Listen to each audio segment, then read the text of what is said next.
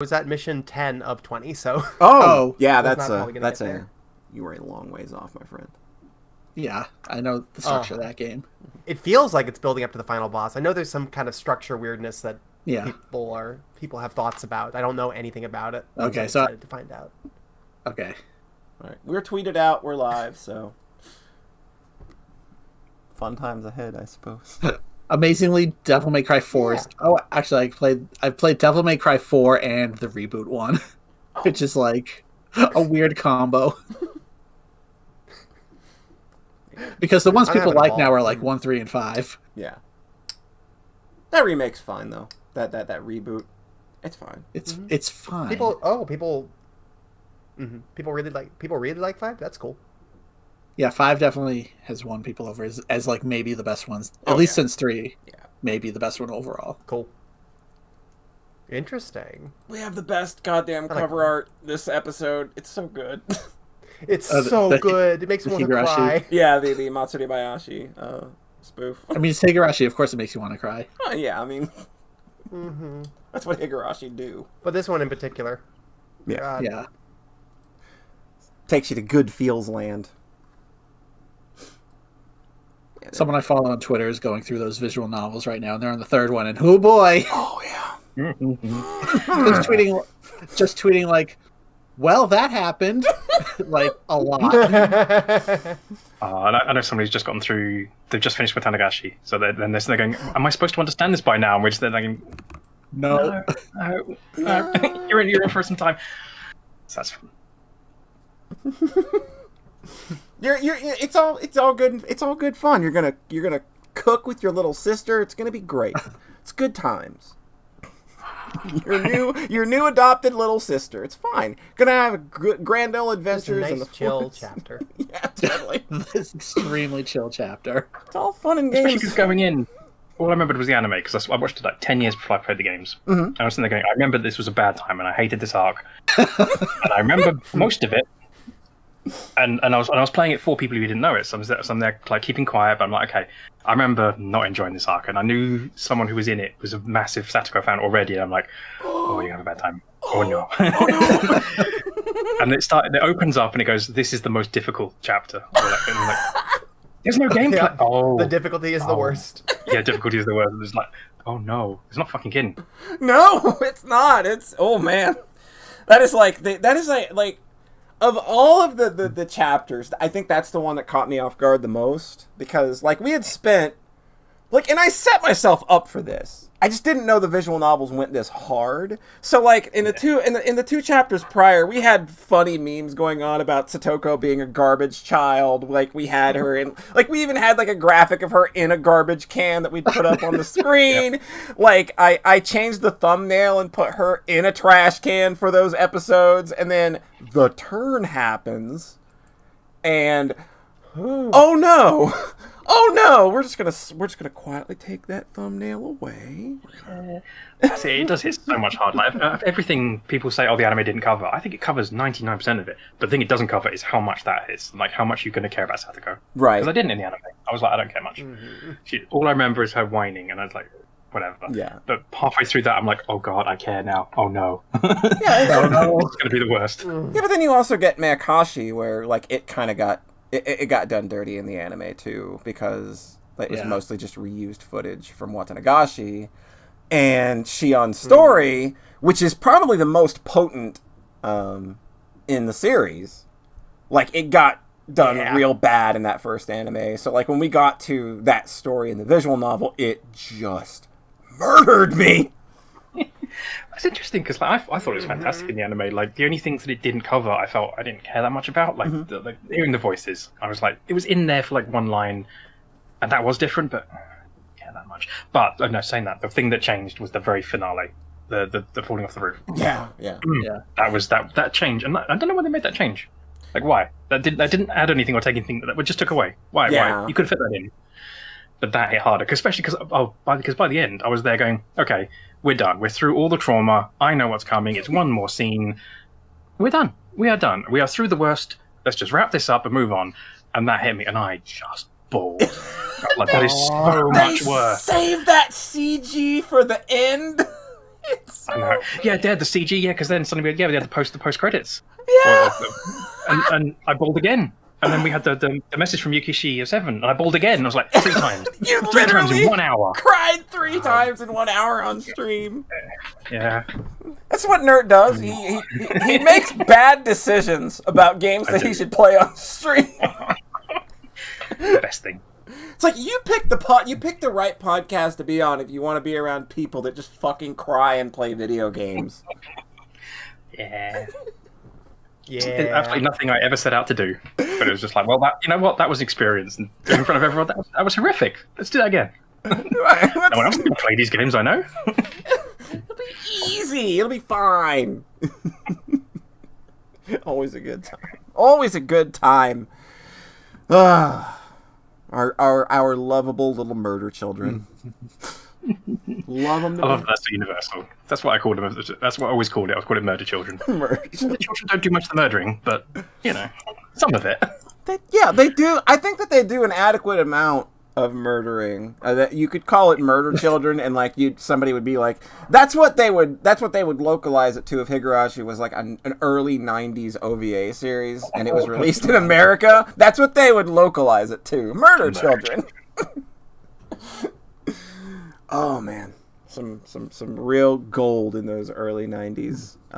There was some slim pickings back in the day in terms of anime. Let me tell you.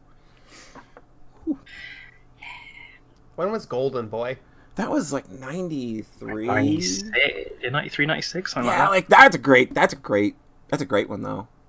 I love it. I cannot recommend it to anyone. I'm just like, I love it. However, But just watch one episode and just don't watch the first half. yeah. It's fine. I tell people to watch Cool Devices all the time. It's great. God. Are you looking for hentai recommendations? Because I think F3 is fantastic.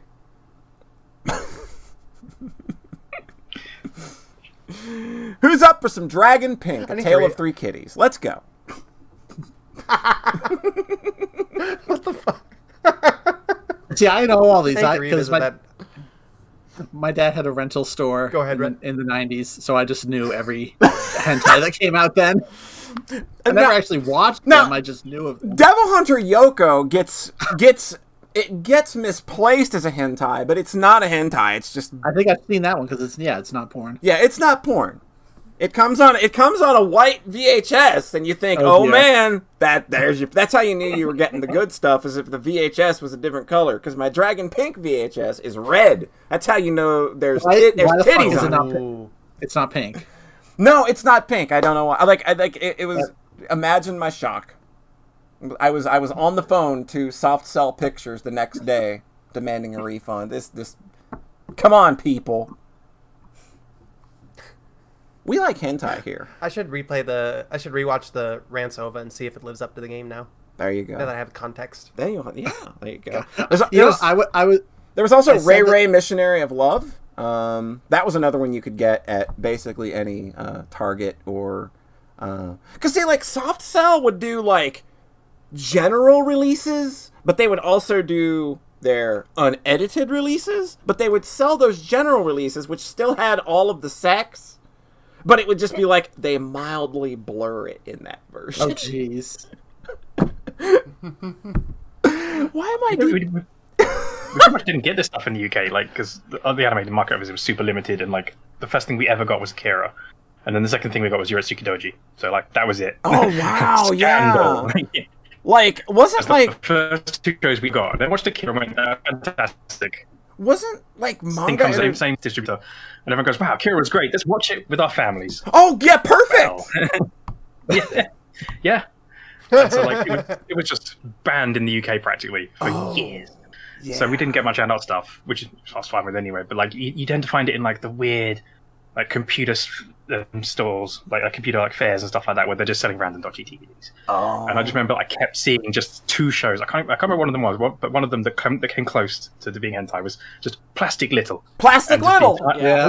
All I remember is just the caption of just she's not plastic and she's not little. She's not little. That is it. That is it. That's all I remember.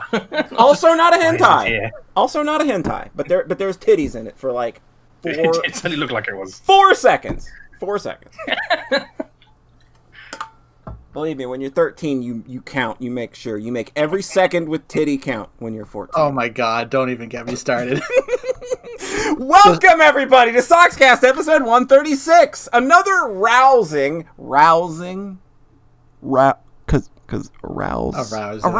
see? Another rousing edition of our wonderful podcast where we talk about anime and video games in a wholesome manner and share our thoughts with you. So I hope everyone's doing good tonight. To my immediate virtual right, be sure to listen to everything he says this episode because he's going to say the secret activation code word. Oh, Jesus. It's red. Okay, 2 things. First is that my premonition came to pass and that the cold open is always lewd. I don't know how that happened. I don't know. Yeah, swerved.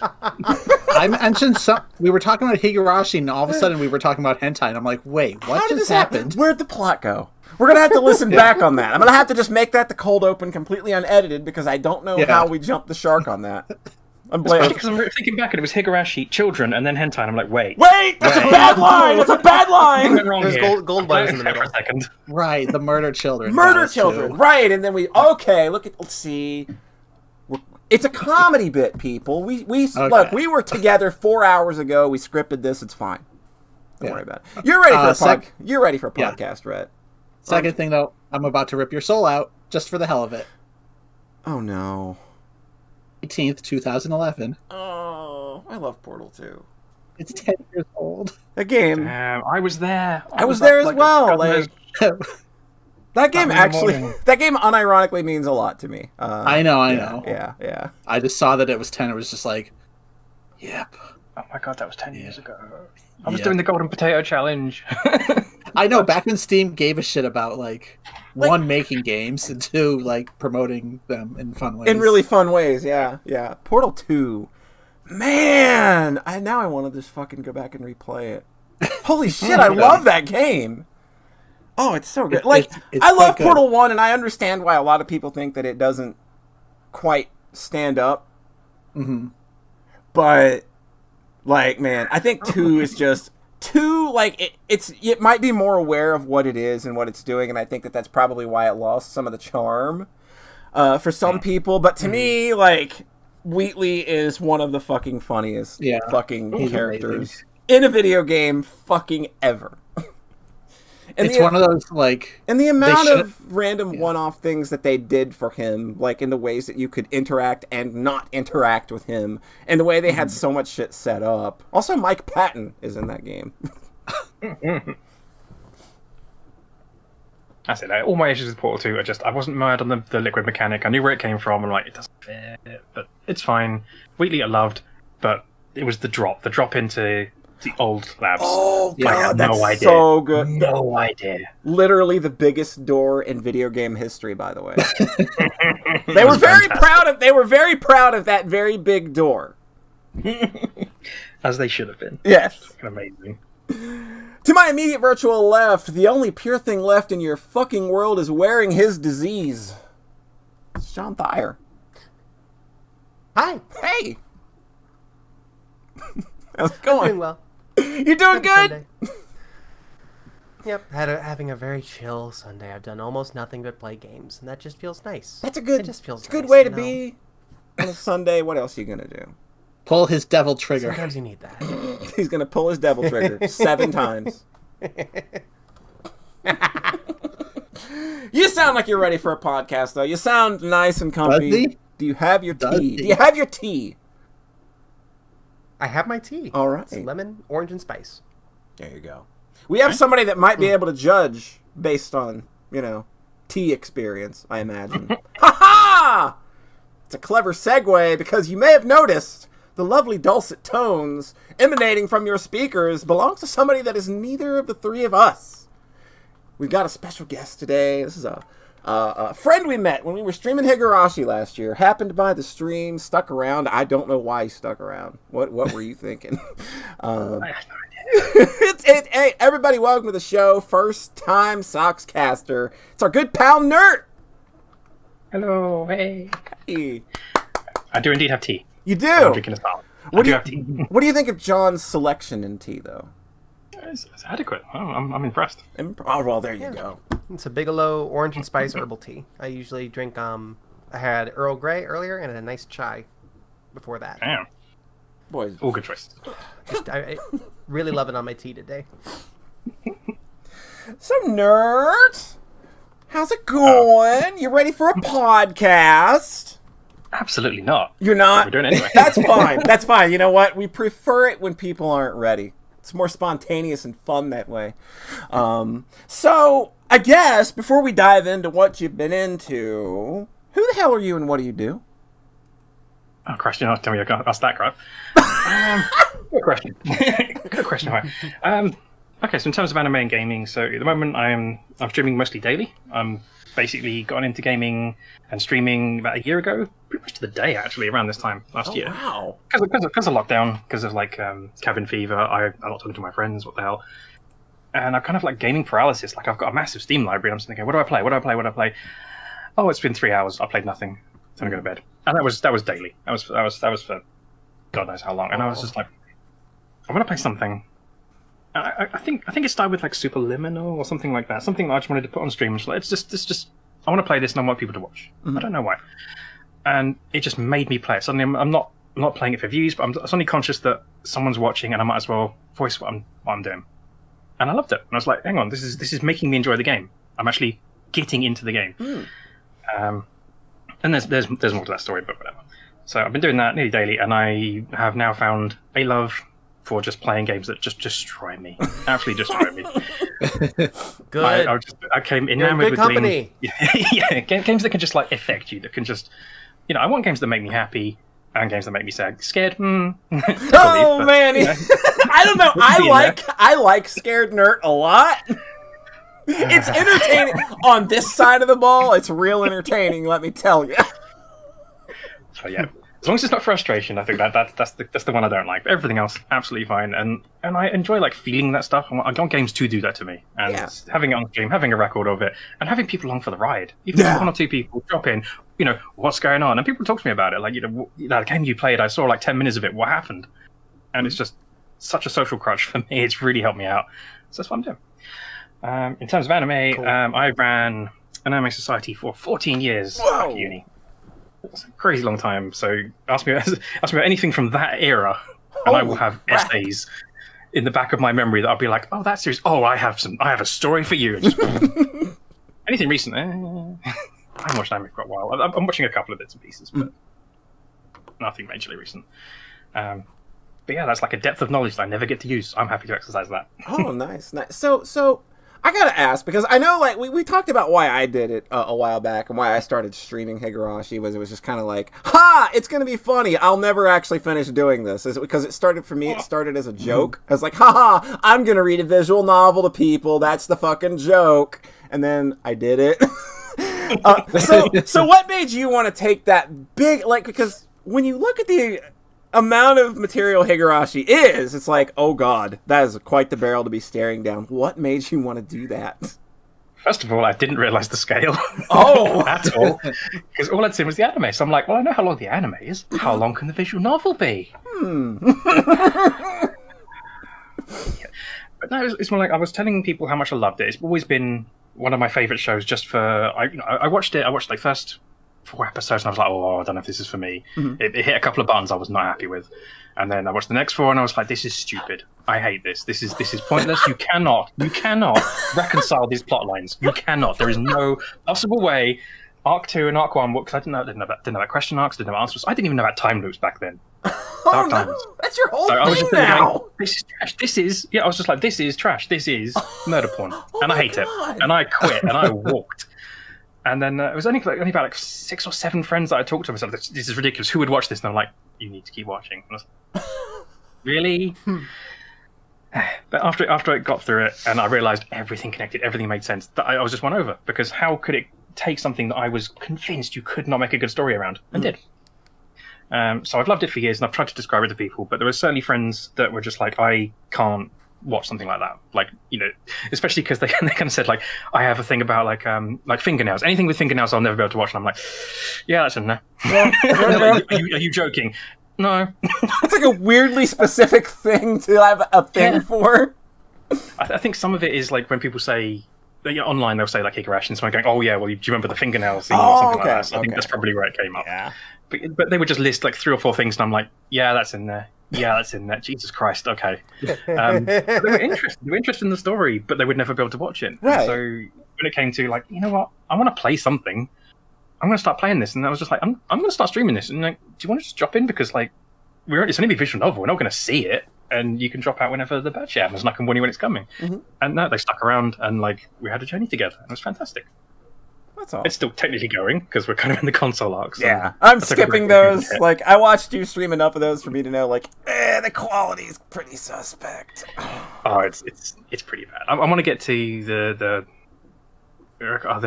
alternate endings. I want to get there. But at the moment... Yeah. The alternate Arc 8 sounds neat. Yeah. Mm.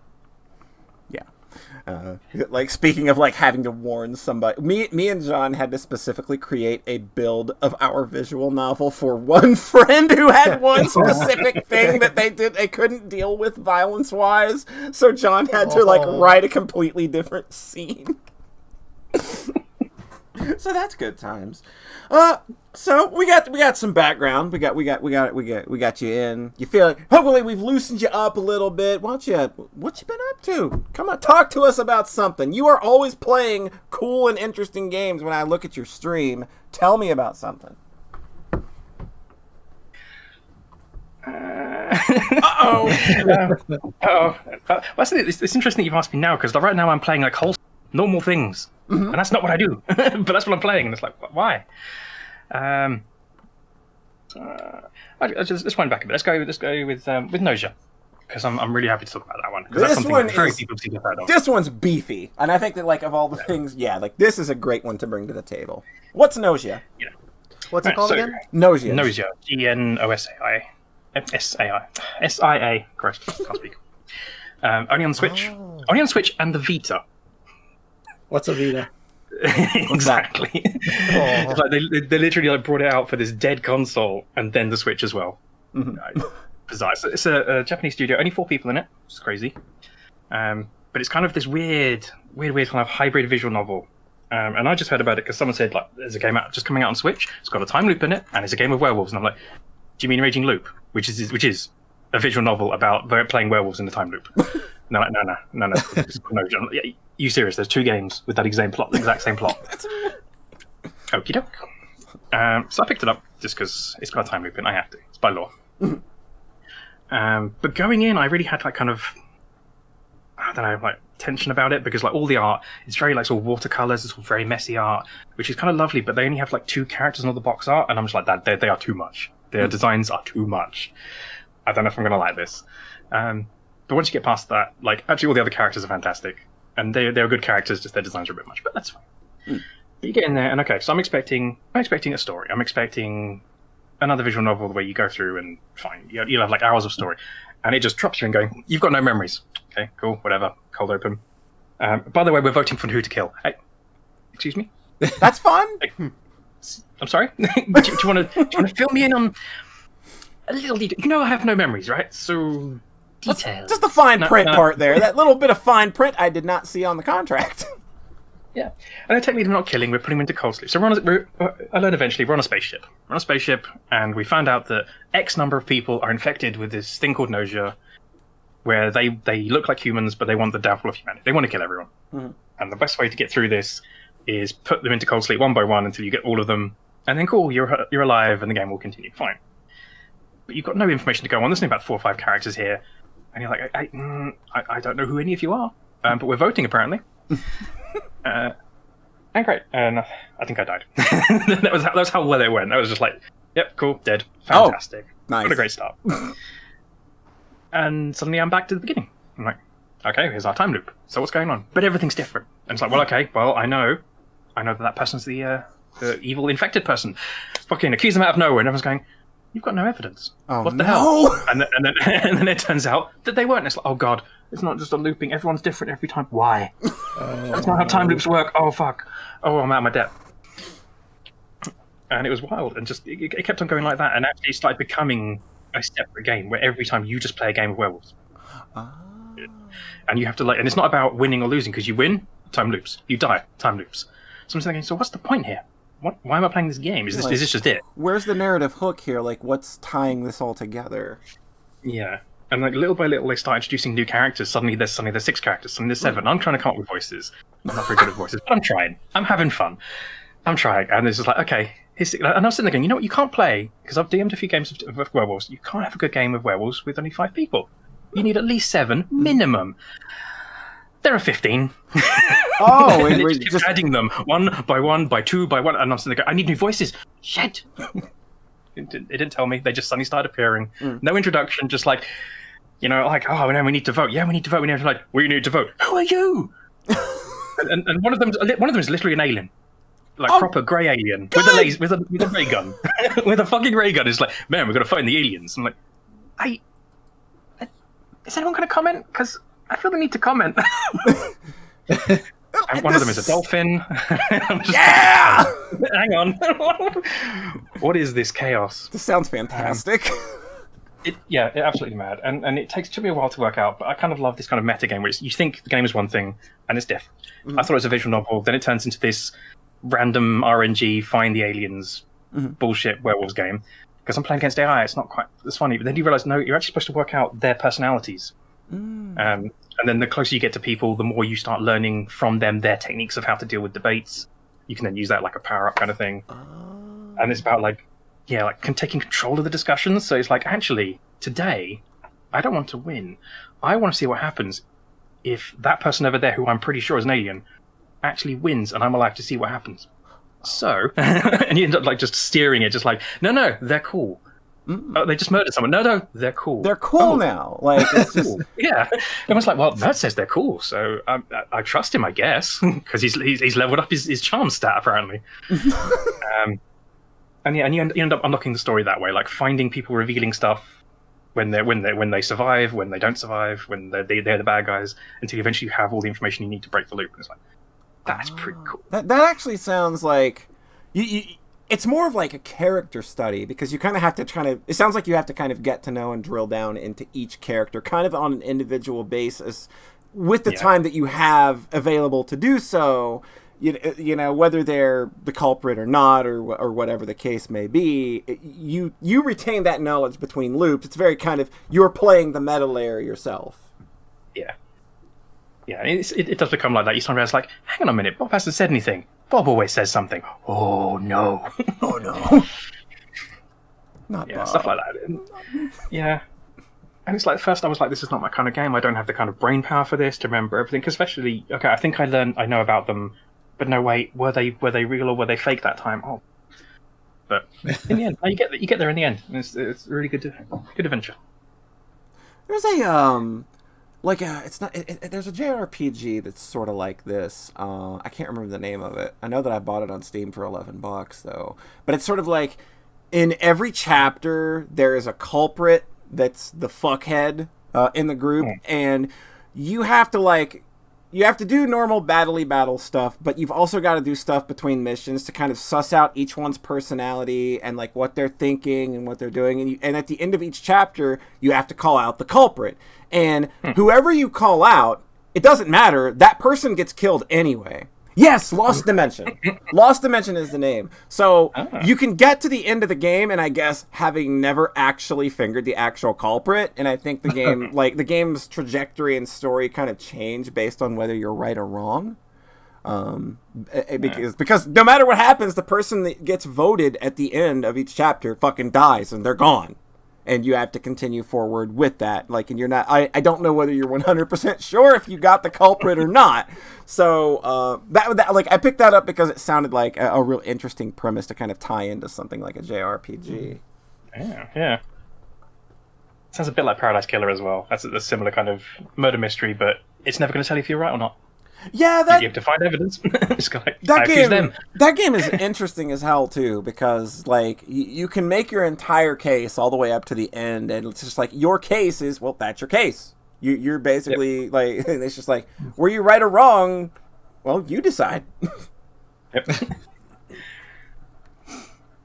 That's an interesting, like Nausea is something that like when I saw reviews going around, the initial reviews were kind of like but then the more I started reading other people talk about it more that weren't like game journalists, people that were just kind of engaging with it, people like us that play visual novels, that play kind of things like this. That's where I started seeing a lot of people kind of get it, and weirdly enough, like the Among Us crowd were really into it as well. Yes. I was waiting for someone to make that joke. Yeah, that's Or the funny thing, reference. because like it is 100% it's I said werewolves. sus earlier. And it's so weird to see people not know werewolves but do know Among Us. And it's okay, Among Us, but there's roles, and they're like, what are roles? Oh god, I don't have the time to explain it. jeez. Oh no. I mean, Among Us got always on cams. There you go. Right. Among Us got very popular. Yeah. Like Like, to be fair, uncannily like popular. yeah, like it's popular and it's like the cool new thing that kids are finding. So I kind of like 100% understand Yeah, it's extremely. why. Like it's very organic in the same way that like I'm not gonna like bitch about kids like dancing on fucking Fortnite or whatever. Like it's like whatever, like kids are kind of like at least they're coming in to like appreciate this kind of cool deduction thing. Like that's pretty cool, I think. Yeah. Cool. Yeah, like Nausea definitely sounds up my alley at least. It's probably something I'm gonna give a look. I know I had not ever heard of this until now, and I'm just like, yeah, I'll probably pick this up at some point. Cool. It's funny. The first impression, the art and kind of visual style made me think of was VLR, Virtue's Last Reward. Yeah. Yeah. And then the title, the punny title on Reset Era for this game is 15 minutes, 15 persons, 150 loops. Yeah. So I have a question about this actually. Like, so you say that it loops until you kind of find a way out of the loop. Is this a game that like are the loops scripted, or like is it just always going to be X number of loops, or is it literally until you figure it out? It's until you figure it out. They give you It's fascinating, and this is the thing. I really want more people to play it because I want people who are good at taking games apart to take this one apart. I want to know what the triggers are, because there are scripted pieces, Interesting. and some of them you spot them. So sometimes I'm watching someone else play it, and I'll be like, "Oh, I know what's happening in this loop. I know who it is," because they said this one thing that they never normally say. And so some of that you can pick up on. Like they always tend to say the same lines. They've got like kind of like, "Here is what I say when I accuse someone. Here's what I say when I'm defending." But sometimes they'll just be like, and also this, and like, you never normally say that. And at the time, you don't know what it means, but after a while, you realize what's happening in that loop. Like it'll be someone is a bad guy, and they're interested in someone else who's a good guy, and they want to kill them for themselves or something crazy like that. And that will be because of some past relationship that you don't know about yet. But once you do know it, and you see in someone else, and they're like, oh, they've just said that to that guy. Oh, I know what that is. And you're watching the person who's playing it, going, oh, they don't know.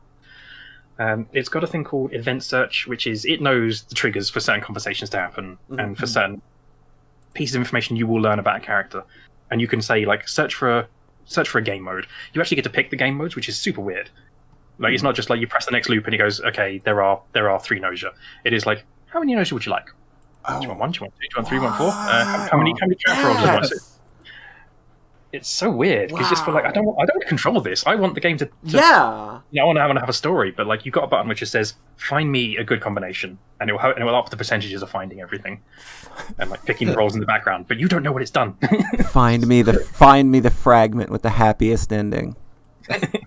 Kind of, yeah. Certain games have got me so looking for clues that I'm like, the fact that you get to pick is a clue itself. That's so interesting. Yeah, that's stuff I will not talk about because it got me. Yeah, obviously.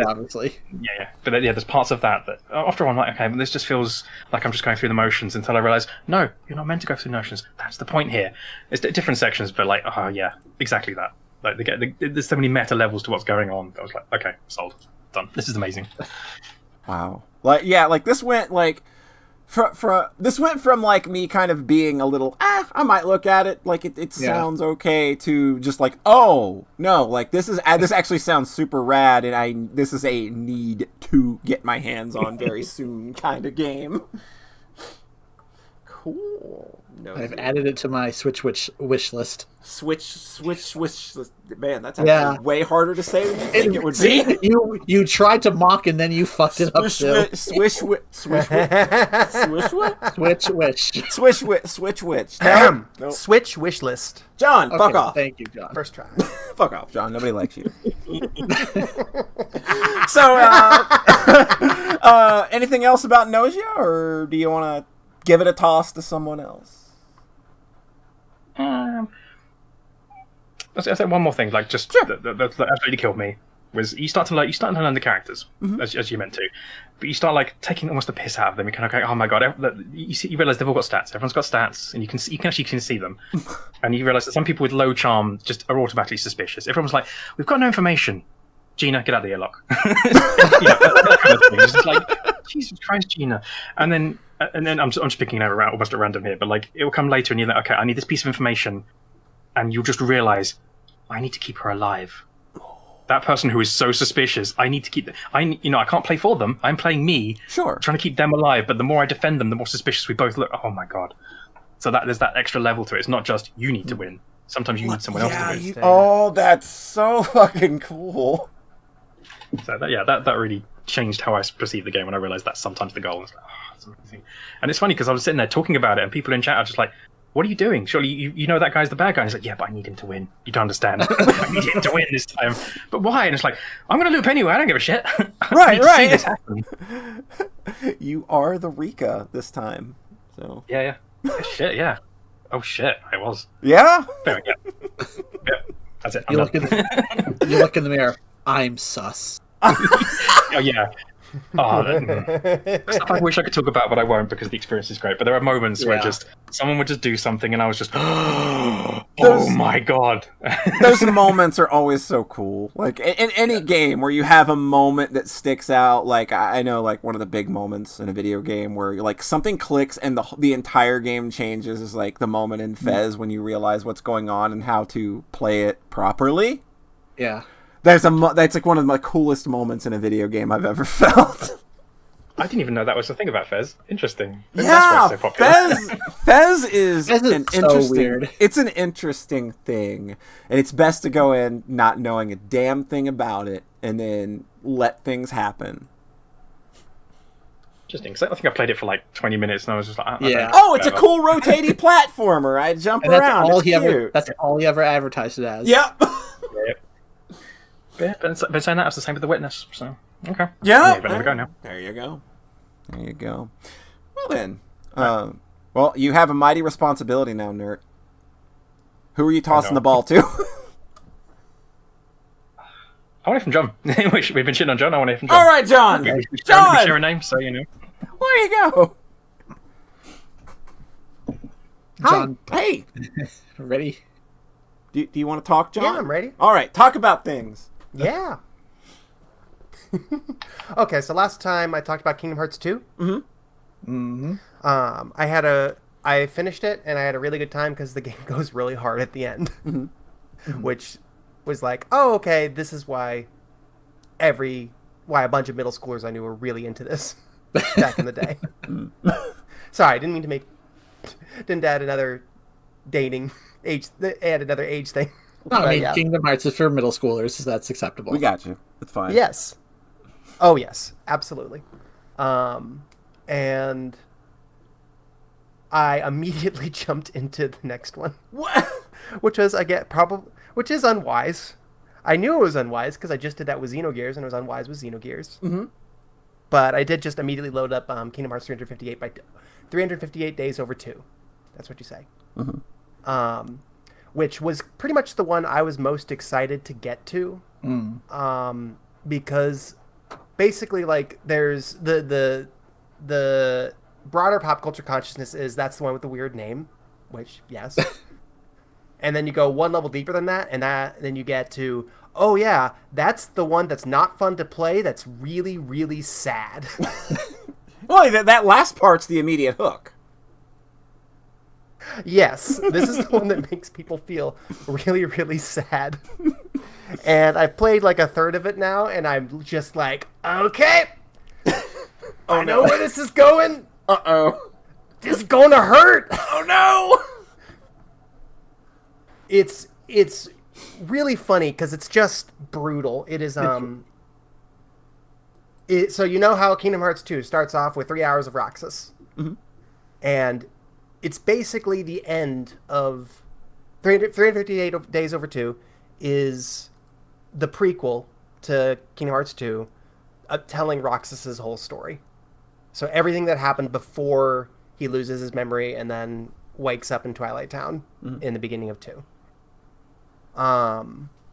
And it's about him working with Organization 13 because he's Sora's nobody. He's one of the people that was created. He's when a person becomes a heartless, their heart comes out of them and turns into a heartless, and then the shell that's left behind becomes a nobody. And if they're a person with a sufficiently strong will, so it's basically those are the antagonists of Kingdom Hearts 2 is Organization 13, the nobodies, including Ansem's nobody. So the void inverse of the villain from the first game. And you wake up, and Roxas wakes up after Sora turns himself into a Heartless briefly in the first game to save Kairi. And he is basically just pulled in and recruited by Organization 13 and like, oh, you're one of us. Come work with us. And he's like, okay, all right, we'll give you a new name. You're Roxas now. They have a little magic thing where they show the anagram name.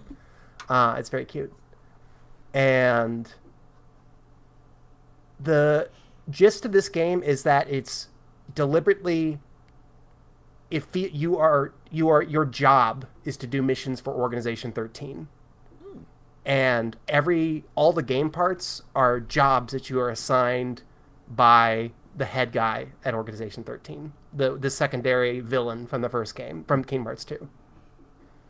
And you work with you go on missions with all of your other Organization 13 people, and they are all just basically your coworkers. And Axel, who's the guy that really likes Roxas from the first game, is really nice. And then you have your other coworkers, and a lot of them are really mean. Well, I mean, with a brooding group and that wears black cloaks all the time, I'm sure some of them are probably not going to be the sweetest individuals. Like one of the tutorial, the first 10 missions are like tutorials, and one of them is like, you can use one of the guys comes out with him, and he says, oh yeah, you can use your limit break when your when your health is in critical danger, and then he just slugs Roxas in the face. And it actually kind of it doesn't land like a joke. It just kind of sucks. Oh, and he's like, "There, just not a very nice person." And there, now your HP is critical. Test it out, and then you get to practice your limit break. And the game just keeps going. And then your friend gets dragged to the castle from Chain of Memories, where about fully half of the Organization 13 people just die because in Chain of Memories, half the Organization 13 people died in that game when Sora kills them. And you think Axel's dead, and you ask your friends, hey, what happened to ask your boss, hey, what happened to Axel? And he says, that's no concern of yours. And Axel's the guy you've been going out and having ice cream with after your jobs. Oh, your ice cream buddy. No. Uh-huh. And there's this dim threat of if you don't do the job, they'll kill you. Oh. They'll turn you into a dusk, which are the ominous, which are the regular enemies. Heartless, we got nobodies, we got dusks. We got it all. Dusks are low tier nobodies that that don't have any individuality. Okay, hear me out. So a fal'Cie. Let me explain the difference between a l'Cie and a fal'Cie. You understand, Paul. It makes perfect sense. I get it. It's totally. But it's literally just, okay, so the first game you fight darkness, and now in this one you're fighting the void. It's the most standard JRPG thing, except that all the void people are characterized. So basically what I'm trying to get at is that the arc of this game is just doing these grinding menial tasks. It's literally like go here and kill 15 Heartless, and that's the mission. Go here and find these 5 doodads. So it's like being a job in this, like, in the most deliberate way possible. In the most deliberate way possible. And then you lose your friend, and he's gone. And then you kind of take the new hire under your wing a little bit, Xeon. And then you start going on, and then eventually you start going on, hang out and getting ice cream with her afterwards. And then Axel comes back, and you're all getting ice cream together. Yay. And then Xeon, for a specific reason, Xeon can't do her job anymore, and she thinks that they're going to fucking kill her. And you're like, okay, I'll just do I'll hit your quota for you. Jeez. And I'll do twice as much. And then you just do that in the game. Oh my god. So that you can save your friend from being killed. That's pretty interesting. So this game, I've had to put it down for like a week because it's honestly like kind of a heavy headspace. Because like you get pulled out to the side by Xemnas, the big boss from the second game. He's like, "This is Kingdom Hearts. We are building Kingdom Hearts, and it's thanks to you, Roxas, and all of your efforts that we're able to do this." And Roxas is like, "Why do we want to build Kingdom Hearts?" He doesn't say it because he doesn't want to make anybody mad. Mm-hmm. But he doesn't actually know what they're doing. He just knows that he has to do it, and that if he fucks up, people will get mad at him, and maybe he'll get violence. And it's like, it feels like being caught up in a cult, kind of. Well, I mean, John, need I remind you of their black cloaks, brooding personalities? John, you might be in a cult. I don't want to alarm you, however. So you're literally just like, go ahead, Red. The way they say we're building Kingdom Hearts, it made me think, is this a game about working conditions at Square Enix? I'll do all your work so that you don't be killed. Oh no! There's a real dark turn here I wasn't expecting. And just the way everything sounds like the worst boring MMO quests. Yeah. Kill 15 Heartless. Yep, okay. And then you get through to the end, and then at the end of every one, you go have ice cream with Axel and Xeon. And there's free ice cream. Okay. That makes it all worth it. And so between every other mission, there's this little interlude where they have a really sweet conversation while sweet music plays. And Roxas is out of commission, is like in a coma for the entirety of Chain of Memories because of some stuff to do with Sora waking up and da-da-da-da-da. Mm-hmm. And then Xeon is coming and bringing him seashells while he's asleep and putting them by his pillow, and you wake up and there's all these seashells, and it's like there's so many little quiet moments, and it is just like concentrated start of a sad VN energy.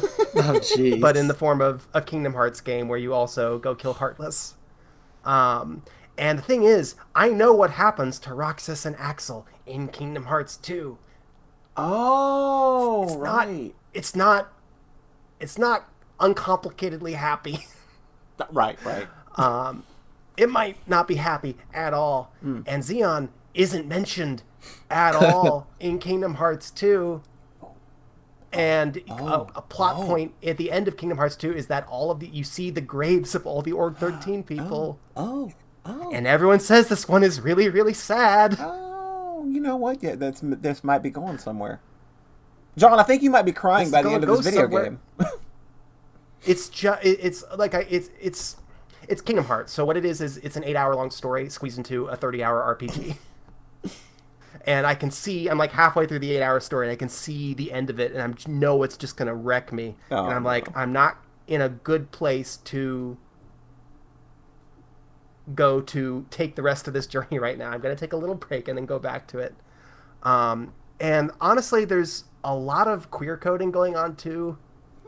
Cause like Axel is almost explicitly loves Roxas in Kingdom Hearts 2.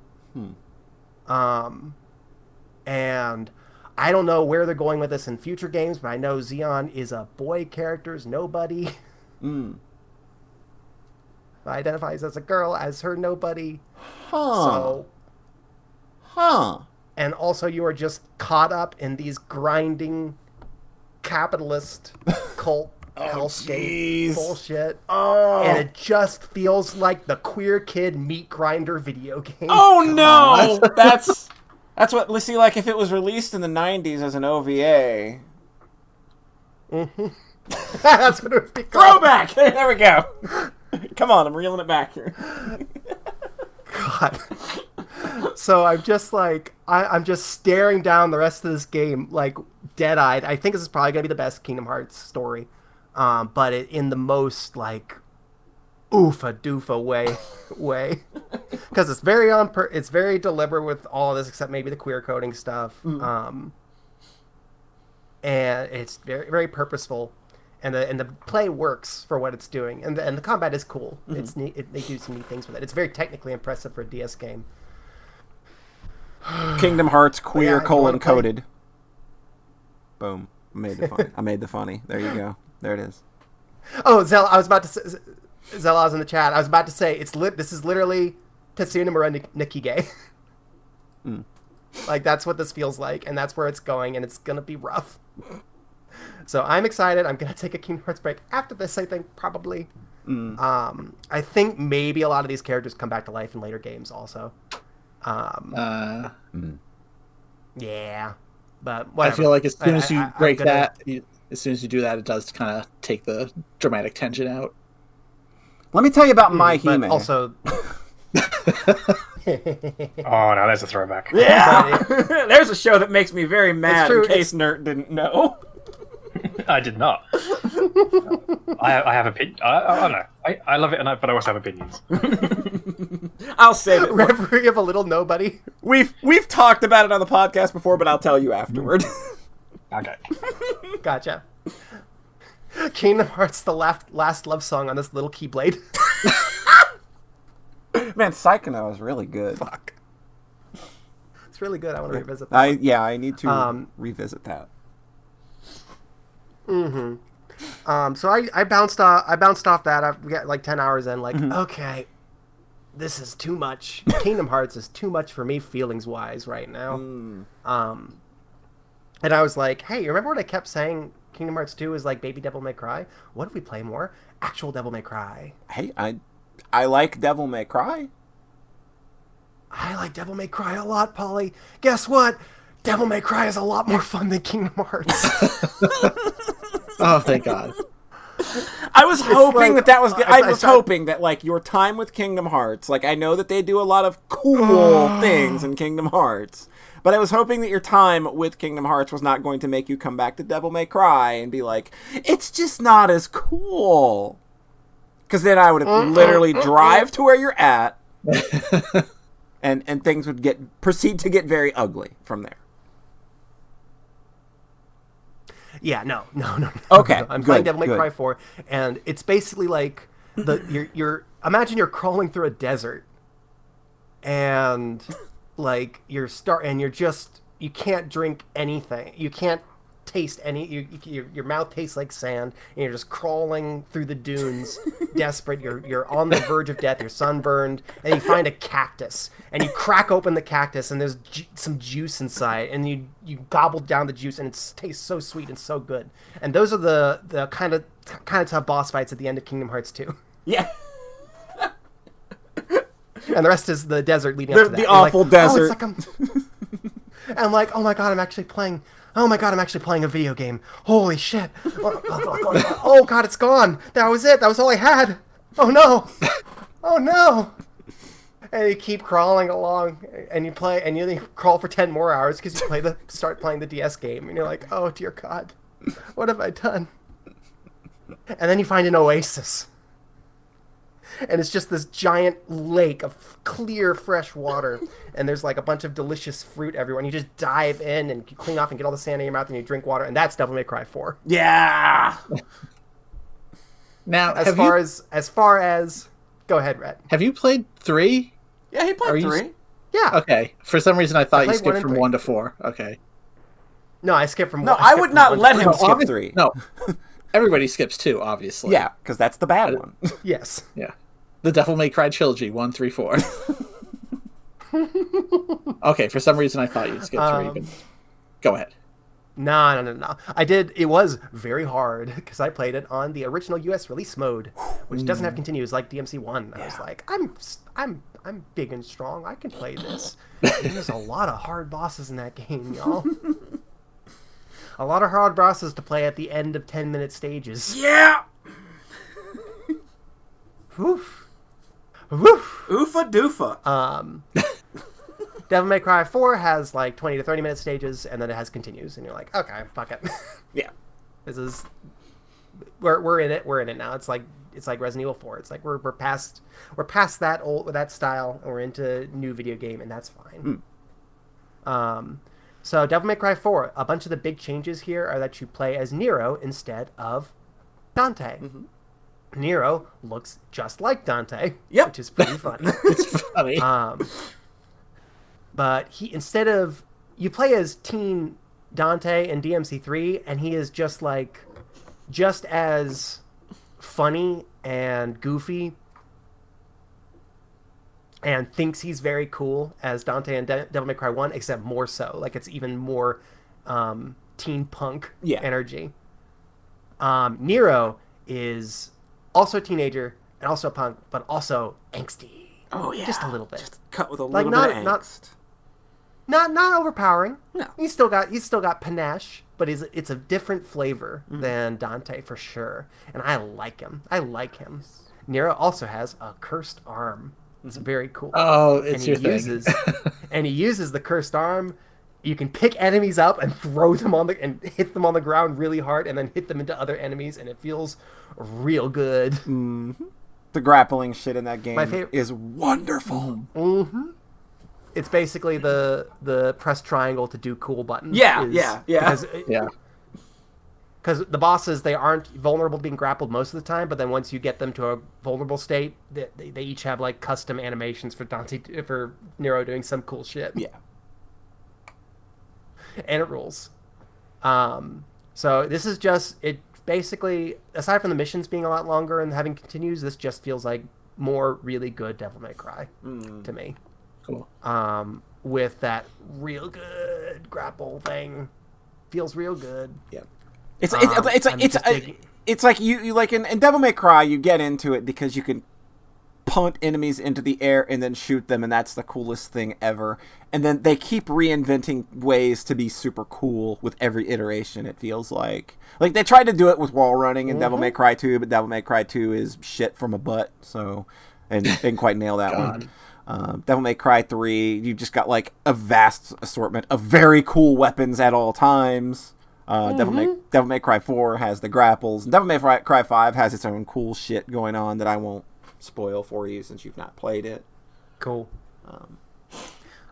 You can also extend your cursed arm and grab enemies and then pull them towards you. Yes! And if you jump into the air, you can extend your arm, grab an enemy on the ground, pull them up to you, either attack them or throw them back onto the ground, extend your arm, grab another enemy and keep throwing them on the ground. And if you get the timing down, you can build up a rhythm where you're just like juggling enemies against the ground, staying in the air. It feels really good. It's very dumb. So I'm just in heaven. I'm stuck on the Dante fight on mission 10. Not stuck. I just played a little bit of it before the podcast. So I'm very pleased. I know from the options screen that you play as Dante for most of the back half. So I'm gonna because the missions are twice as long. Like this basically feels like I'm at the climax of normal length DMC game. They're building to a climax. So I'm anticipating some kind of weird structure trickery in the back half. I think I remember people being grouchy about whatever it is. So there's a lot of retreading ground. I'll be expecting that more or less. But so far I am having just a fucking ball. Devil May Cry is really good, and it is much more fun to play than Kingdom Hearts. Any of them. This is grown up game for John that wants to play action games. God, that's Kingdom Hearts 2 is so easy. It is just the most piss easy game. It was very fun. I had a good time with it. I had a Sure, good time yeah, with the yeah, story. yeah. Oh, it feels good. It feels like coming home, though. It's just so nice. It's so nice to play Devil May Cry. I played RE4 last year. I played a bunch of DMC for the first time a year before that. Like Zero's Capcom feels real good, y'all. When they're doing it right. Like that's Capcom always though. When Capcom is nailing it, like even like with just like the Resident Evil 2 remake and things like that. Like when they are on a roll, like Mega Man 11, like when Capcom's on a roll, they're one of the most satisfying and exciting kind of AAA publishers out there. And I'm going to be that person that's like, yes, and Bionic Commando Rearmed and Bionic Commando 2009. Dope. Yeah, I think... Yeah, this is just... as a kid, I always played Mega Man. I played a ton of Mega Man. And that's the series that they kind of pushed a lot of entries out for, even when it wasn't necessarily wise. And then, as an adult, I'm kind of recognizing, like, oh, Resident Evil and Devil May Cry were kind of actually, like, their sort of prestige series for a long time. And they, not that they didn't milk those in some ways, like with RE especially, but, like, they're just very well made, and I'm just consistently being blown away by these games. So that's been very fun. I'm excited to continue the Devil May Cry and Resident Evil and Itsuno, Kamiya, Mikami, all of those big auteur voices that just make good, really fun games. Just gotta get Okami loaded up now. Let's go. It's on the PlayStation. I played Wonderful 101, and that was a 20-hour game with a lot of fighting the same enemies over and over, and I still loved it. So I trust Kamiya to make a Zelda game, and I have so little interest in playing a Zelda game. So what if he made 3 Zelda games in one? So I'm very on board. Cool. And I think that's it. Right. Rhett. Hi. Now there's one thing I'm really excited for you to talk about. Oh boy. It's up to you if you want to talk about it first. Uh-huh. It would make me happy. But you can talk about something else first if you want. I mean, I just finished something, and I was like, okay, it's time for the podcast. What am I didn't actually think about what I was going to talk about. Oops! It's really, as far as games go, it's the same as last week. So I guess I'll just kind of briefly hit on the anime I just finished, which is ReZero, Starting Life in Another World from Zero, Season 2. The whole thing this time. Oh, I forgot about that you one. just did the whole shit. So, I think it was last year I mentioned having, like, a real bad weekend and just, like, hitting the emergency button and being like, I'm going to watch ReZero Season 2 first half. And then it left me a little cold because I remembered that. it is an enormous amount of build-up. And then, so I rewatched it this last week in preparation for doing the second half. And there is just a point where you go, man, this is a bit over the top of how much shit he has to deal with right now. Where it's like 7 or 8 episodes in a row of here's a lot of bad endings. Oh, good. Good! It's just, yeah. It is just, the number of ways this goes bad is, it feels a little excessive. Oh. And then there was also just realizing like, oh, this is not resolving in any way by the end of this season, and I'm going to have to wait till March 2021 to actually watch the second half. Because so the first season, it's, like 25 episodes. They do 3 arcs.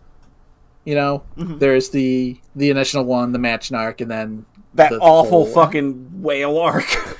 The fucking best shit ever animated, practically. The whale arc is incredibly cool. It's incredibly good. Right? Don't worry. I think the actual whale part is extremely dumb. But the fight against Betelgeuse is amazing, and like how that all wraps up. Yeah, like that. That's cool, at least. Yeah, the whale is so cheesy. The whale is just like, but the whale is your fucking climax. That is the whale is climax. When there's 3 of them.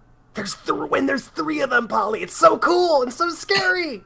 Yeah, it's very, very. There's always another way for them to twist the knife. So ReZero Season 2 is like another 25 episodes, and like a movie on top of that. focusing on Amelia's backstory, it is all one arc. They really draw it out, giving you that any sort of finality and catharsis. Because that's the thing. There's like none at the end of season 1. It ends on a really awkward time. It's a wet fart of an ending. It's not an ending in like any sort of way. Yeah. So that was definitely a little frustrating. And like having read the novels, like so I was watching it again with friends. I'd read the novels, so I knew what was happening, and I'm like, why would you end here? Why? It's like, not if a you good. try and break this up. Yeah, it's not a good break point. Yeah. I mean, those episodes, the TV episodes are weird because like all of season 1 is like 26, 28 minute long episodes. And I'm like, oh, that's kind of weird. And then all of the second half is like 29 and 29 second long episodes. And I'm just like, how did this air on TV? Like, it's so consistent. It's like, do they just literally have to have one 30-second commercial? And that's it. Yeah, I don't know what's going on Your there. typical anime runtime per episode is anywhere from 22 to 24 minutes. So this show getting 29 minutes of just full animation the whole time is actually a little like weird. Like I was kind of shocked. It's not just that it's like always like a whole bunch of episodes in like 10 out of 12 are like 29 length. They've also used the opening like twice. That's how you know. That's how you know they're serious. That's how you know you're serious. That's what I'm saying. They're very serious. I think the first half doesn't have an ending theme.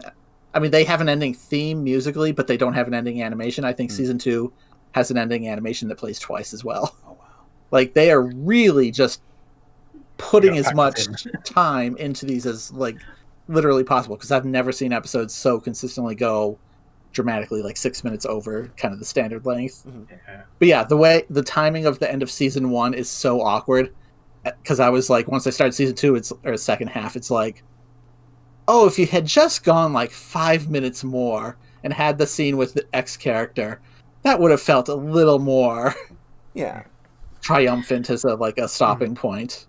But again, it's a story that, you know, didn't have a stopping point written in there. I think it's fascinating as well. Like again, from the novels, like when reading them, like, you know, when you go at your own speed, so you don't feel dragged necessarily, but a lot of it like dragged because there's one character that shows up frequently as a roadblock. I'm just not going into that, but I got to the point where I'm like, I see that name and I'm like, oh no, this is another 4 pages of them saying the same shit. I'm sick of this. Fuck off. Every time that name shows up, I'm like, I'm done. I'm gonna have to sit through this. And in the anime, glossed over. Like there is a pain in the ass, but like, oh, they're like an obstacle. But then we moved on. So they cut all that out as well. It's like, oh god. That sounds like a good thing. Yeah, that sounds good, honestly. Because like, I didn't feel this ever got repetitive. It's just that you're stuck in this one location for so long for entire 2 cores of animation. So yeah, I don't think overall that it's as strong as that first season because I really like the Betelgeuse arc and the way it ends with like a big chase scene is insane. And like, I think, you know, first impressions with those characters with Rem and with Amelia and how all that goes, like, yeah, it's gonna hit harder, I think, than, you know, kind of retreading some of that ground. But season 2, there are definitely parts where it fucking gets there, and it's like, hell yeah. Nice. Yeah. And then at the very least, it ends with like most of what was introduced being completely resolved. Like, it's not like some massive cliffhanger ending. Yeah, I think the something I always loved about ReZero is like the fact is it leaves you like so many questions, and you're sitting there going like, I don't understand what's going on. You can't, like I said with Higurashi, you cannot resolve all of these things. And then by the end, it's like actually there was only like 2 or 3 stories. They just overlapped in weird ways. So if you don't know there's 2 or 3 stories, you're fucked. And you know, unraveling that is the way it does the story, which is brilliant. But yeah, I remember finishing the first season, and the people I'm watching it with are just like, well, the first half rather, and they're just like, I'm just confused. I don't know if I'm enjoying this. So yeah. Yeah, I'm that person that hit the end of season 1 and said, I'm not enjoying this. And then me and Rhett were just like, this is my everything. Yeah. Lives at dawn. So I guess the through line here is that go ahead, Red. I also watched the Fate Stay Night Heaven's Feel movies over the other week. That's what I was excited about. Oh, hey. I had not originally thought I was going to talk about these, but the way you're egging me into it is like, okay, fine. Go But for basically, it. Go for it. Those like kind of whiffed for me. But then immediately diving into ReZero and having Subaru be a fairly similar character. No. Red, I was literally like you said before you cut over. I was literally gonna say the anecdote that I watched ReZero immediately after watching season 2 of Sword Art Online, and how that was also like coming out of a desert into an oasis. So now you are saying that going from Heaven's Feel to ReZero was similar. Hey, I think it was better than going from Sword Art Online then. For sure. Okay, thank you. But I think, I mean, I have to kind of just say it now, is that Shiro's character didn't land for me at all.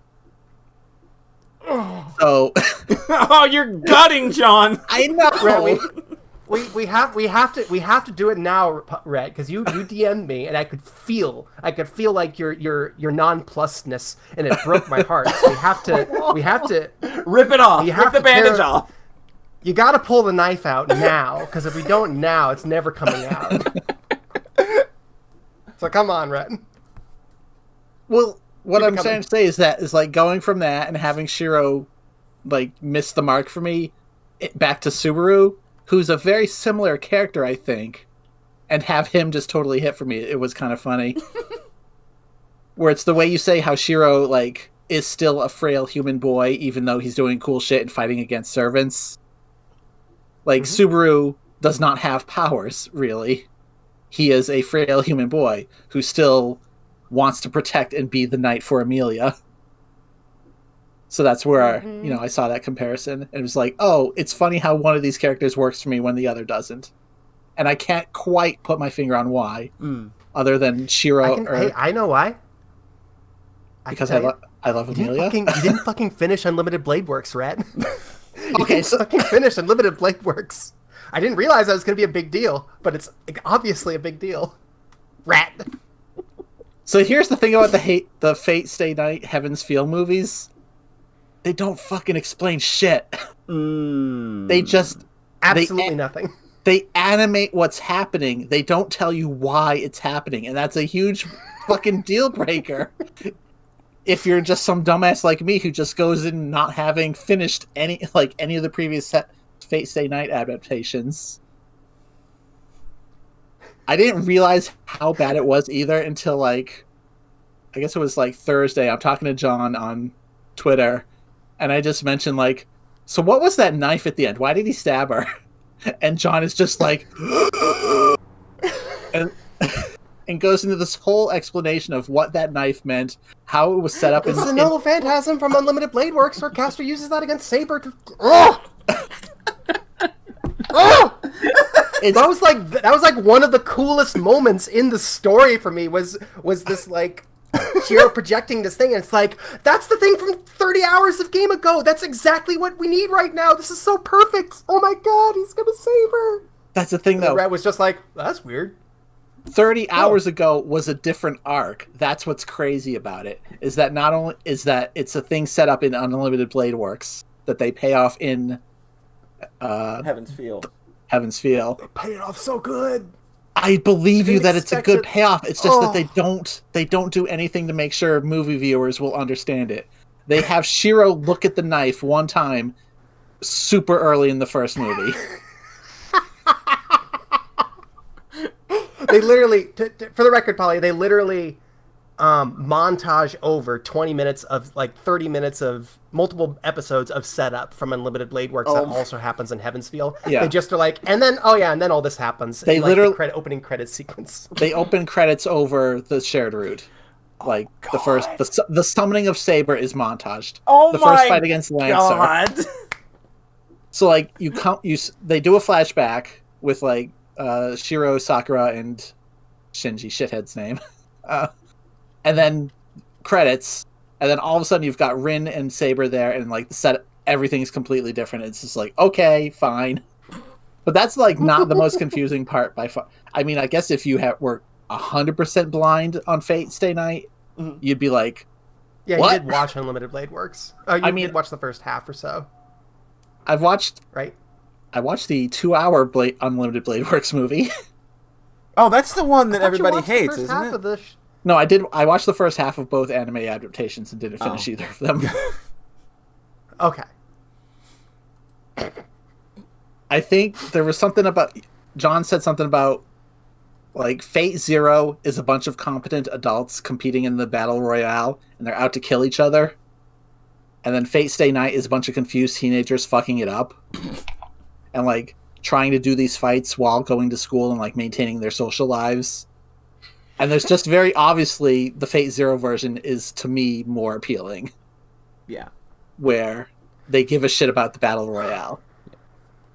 I've only watched Fate Stay Night, and that was care. You read? Oh god, the original Fate Stay Night is so. Oh my god, I want my 12 hours back. God, the thing that killed me. You don't even care about them eating, Rhett. You don't even care about them eating, do you? You don't want to see them go on dates. You don't want to see them make dinner. I don't. I literally don't. You don't want to see Shiro with his apron and Sakura with her apron and they make dinner together? You don't care at all? There's a point in the second movie where it's like most of the characters have lost their servants by that point, and it's just Shiro, Sakura, Rin, and Ilya just kind of chilling at the Emiya house. Oh god. And I'm just like, there is no fucking momentum in this story. I'm sorry. It's a slow burn, Rhett. See, I trusted the first movie. It's a slow burn. I trusted the second movie. The second movie is a no burn. Second movie might actually be my favorite one. Oh, weird. Because I think it's really good. There's a lot of good shit in that one. There's still some angst with the Shiro and Sakura relationship that was fine. Mm-hmm. But by the point of the third movie, I kind of had realized... John, you asked for this. I'm sorry. No, keep going. Keep it coming, Rhett. This is what I wanted. I know. Don't soften the blow, Rhett. This is for us. We're all friends here. We're having a public execution of John Thayer. It sucks. I'm sorry. So, like, I thought the first two movies were fine enough. Like, I didn't hate them. Mm-hmm. But somehow, it was the third one that lost me the most.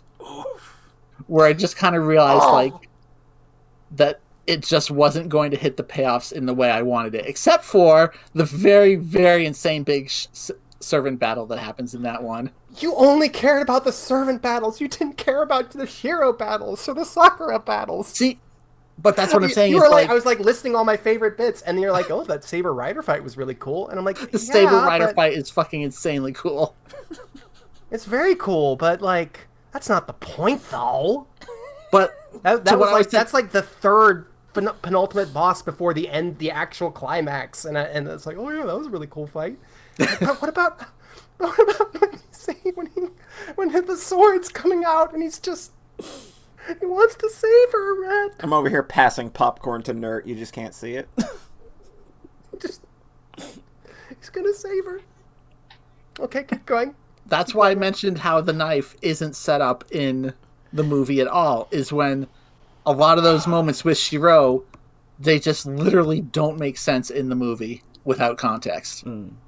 Like, there's the one where he, first removes the bandages from his arm, and I'm just like, okay, time for a cool fight. And then he wins in like 2 hits, and I'm just like, oh no. Literally, it's like the coolest shit in any of the VNs is this moment where Shiro wins a fight in one attack. It's like the end of a samurai movie where it lands one blow, and there's all this setup to how it lands emotionally, and then it hits, and then it's all his internal monologues. You don't get any of that in the movie. But I played the VN, so I knew about it, and so it felt really cool to me, Red. You have to understand. No, I do understand. I'm just explaining my viewpoint as movie only, where it's like, well, some of this just doesn't translate well.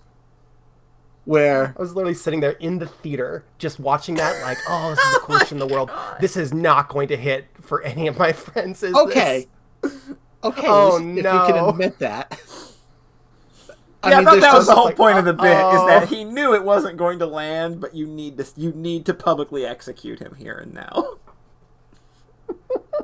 There's just such this weird, massive discrepancy between the Shiro fights where he wins in one hit versus the Saber versus Rider fight, which is like veteran animator going ham for like 2 solid minutes of just world-class animation. And it's just like absolutely stunning looking. It doesn't really mean anything, but as far as like fun action fight for a movie, it plays way better. Whereas I the literally Shiro was like thinking. Yeah. I was literally like in the second movie, like the Saber versus Berserker fight was sort of like my. Oh my god, looking it's at- so looking at that my one's watch. so good. Looking at my watch, this is kind of overdone. This is kind of really. It's this is so a little over the excessive, don't you top. think? I don't really care about this. Can we please get back to the eating? What is going on? This was not this big in the VN. This That's is what- just for the yeah. normies who only care about the servant fights. Oh wait! I can't believe 9 Lives Blade Works didn't land at all. That's brutal. That's the part where they play Emiya. It just did not register because you don't get that giant. I sent you a let's play, a text only let's play. I was at work, dude. Okay, I'm just saying I DM'd you a link and you can just take 5 minutes and read how that scene plays out at the end, just as an academic exercise, if you're interested. Okay.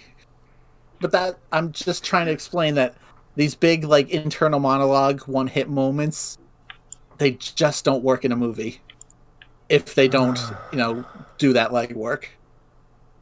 Because like the funniest part is like right before the final Shiro and Sakura confrontation is a Shiro.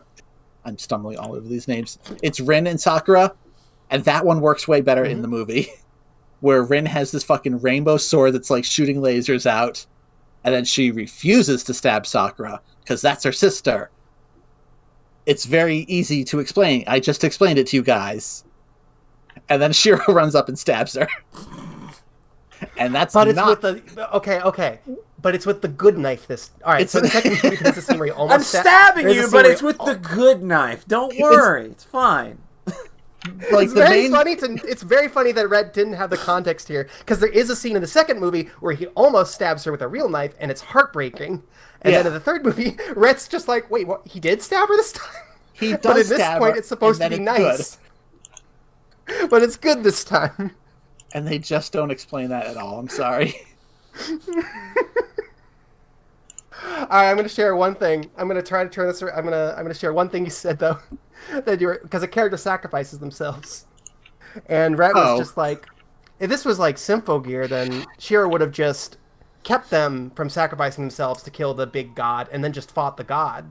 Yeah, obviously. And then kill the big boss monster. And I'm like, Rat, do you think that the final boss wasn't enough? Was it not big enough?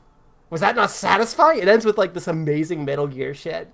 And I was like, what? They don't fight the god? And I'm like, no, they don't have to fight the god. They introduce the character Avenger, the root of all evil, and then they don't actually succeed in waking it up, and the movie ends. Yes, they stop it. But That's not how JRPGs go, though. It's like having whiskey dick and having It to is- go home because you can't get it up. I literally told people, like, this is my favorite final boss gauntlet of all time, is Heaven's Feel. I would have gone one more. The other like expectation versus reality crash for me was, you told me who the final boss was, and I was very excited for that because of the end of Fate Zero, where that fight at the end of Fate Zero is two guys at their absolute top of their game, whereas the one in this movie is two guys who are on death's door. So They're it's on the verge of death, fighting clawing at each other. I like the one in the coolest shit. I like the one in Fate Zero more.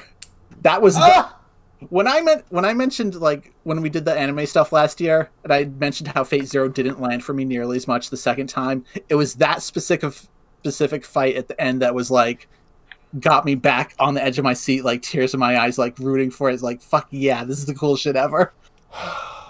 So like there's potential for me to like Fate. I think I just like Urobuchi's vision for it more because he's a better writer than Nazu.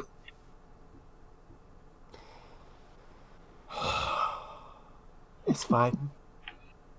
It's fine. And then yes, Rin has a sword that fucking takes mana from other dimensions. Of course, they could have fought the final boss god. I don't actually remember why. I don't remember why she couldn't use the infinite mana sword then. I think maybe only she could use it, and she was kind of down for the count. Yeah, she kind of got fucked up by Sakura. Sakura's so good, right?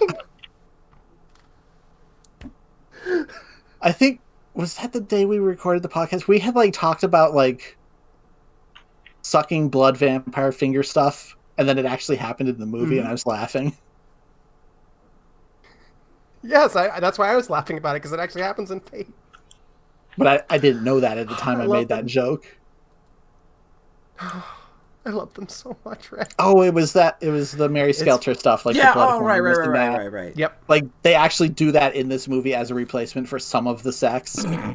They have Sakura start drinking Shiro's blood, and it happened the day. It's really nice because in the VN there's mana transfer bullshit to justify them having sex.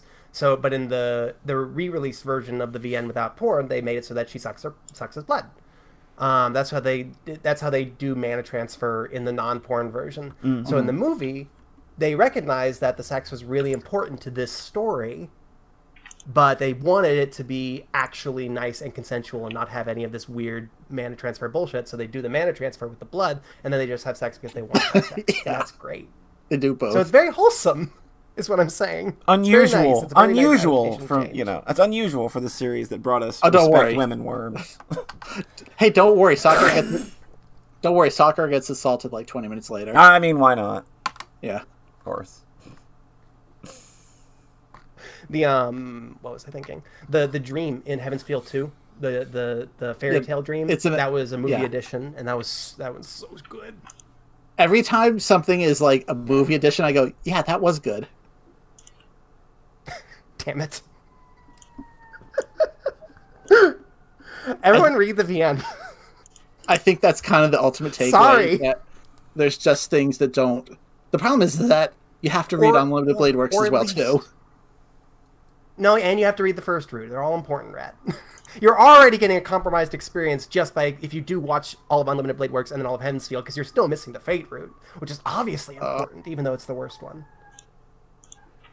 So I thought maybe the people who have watched all of Unlimited Blade Works will get more out of the Shiro stuff at least. Yeah. I don't think you missed too much by missing that first route, but the VN is definitely the canonical way to enjoy this story. I mean, ultimately, that's kind of how we recommend Higurashi now, so it's not that shocking that the VN conveys far more that anime can. All right. Thank you for... All right, I feel catharsis. I feel cleansed. It's okay. No one will like Heaven's Feel as much as me because it's not possible. At least in this friend group. I mean, there's a way I feel about a certain other series where no one else will ever love this as much as I do. So yep. We can do the little handshake on that one. It's just handshake. You literally said like, "Oh, this is just like Simple Gear XV, but worse," which made me laugh, which made me happy. All right. Thank you, Rhett. Thank you for extending that journey since you weren't even sure you wanted to talk about it, but it was it was important for me that we talk about your Heaven's Feel journey. I mentioned like when I was still like not when I was watching the first movie and I didn't realize like how this journey was going to end. I mentioned like the horror aspects in that one and like how good it was when they surprised me with the thing that shows up. Like, I think the sense of dread in the first movie was kind of my favorite part. Mm-hmm. But then it's also really drags out of really drags out into the end too, because that's the shadow is not in those previous 2 routes. Yeah. So it's this terrifying X factor. And it was just funny for me. It's like, oh, it's a story where I've always kind of known the basics because I've watched the first half of multiple anime series of it. So having this variable show up that I have never ever heard of is like, wait, what the fuck? What's going on? Mm-hmm. God, So that's fucking good. The 20 minutes servant at the start fights of are the first movie. Yeah. Go ahead. The servant fights are very fun and well animated. Even if, like, I don't know if Lancer deserved that much screen time. It's like they literally were just like, this is the one battle we have in the first 2 hours of this story, so we're gonna have to really animate it, even though these are 2 characters that nobody gives a shit about. I don't even... So they have like this 8-minute Lancer versus Assassin fight. It took me a second to remember who Lancer was even fighting. Assassin is in this so much. He's really cool in the VN. Okay, Sorry. yeah. God damn it. Zokin's really good. At least you probably got a lot of his shit. He's just awful. He's just this awful villain. The thing is that I think the characters I cared the most about were because they were in Fate Zero. Like, well, Sakura's in Fate Zero. Payoff. I mean, yeah, it is payoff too. When they talk about 10 years ago, I know what they're talking about. But like, when Saber met her end in this, that was the moment that got me the most emotional, is because I'm like, sorry, this one's not your arc. You do not. You don't. You don't, it's real brutal too. You don't get the Grail in this one. Sorry. Sorry. And then I told you about Hollow Ataraxia and how it follows in an imagined 4th route where everybody lives, and Which it's is mostly fun. Fucking bullshit. God, I fucking love Fate. All right, thank you, Rhett. I don't want to. Okay, so that's our anime corner. Ollie, okay. What you got? Oh, hi. Hi. Let's take a 5-minute break. Okay, that's fair. Okay, fair enough. I'm sorry about everybody, like, we need a 5-minute break. Everybody get up, stretch out a bit. Take a shower, wash the Fate off. We'll be back. We'll toss it around one more time. So we'll be right back.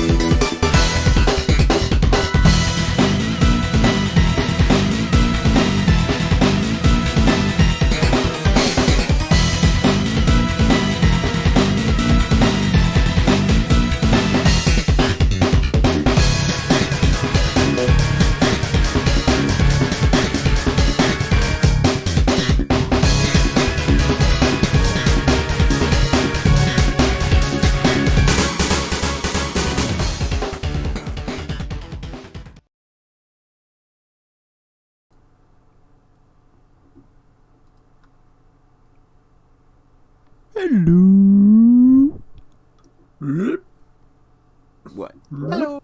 Hi. Nope. Well, Yeah. All right. Everybody sufficiently get your break in, feeling better. We'll take that as a yes. Yep. I think good. Love the unanimous nobody's talking. Fantastic. We did it. I just talked more than I talk in like the average month, so. Yeah. Yeah. Okay. So what's the rest looking like here? What do we got? We got you, Maybe. Yeah. Polly. Yeah. I was just dragged into a segment. Catch on. I'm not letting you escape this one. Oh man. Okay. So what we'll do is we'll do my segment and then I'll toss back to Nert and then I mean, does John have anything else? yeah. What do you two have? I had one anime I figured I could talk about. Okay. Okay. I can What do you drop got, off Rhett? for running a long time. I've Yakuza and Isaac, so it's like Isaac? I don't. Isaac? Fucking whatever. I told you, I'm like The Binding of brain fart already. Isaac. It's my favorite video game. Oh my god, that's like the most inoffensive mispronunciation I've had. I know, but it's funny. Man, I just listened to 30 minutes of Fate talk. Give me a break here. I was dragged into that. I don't think it was really that. No, it was ReZero and Fate. That's why it was so painful for Polly. Okay.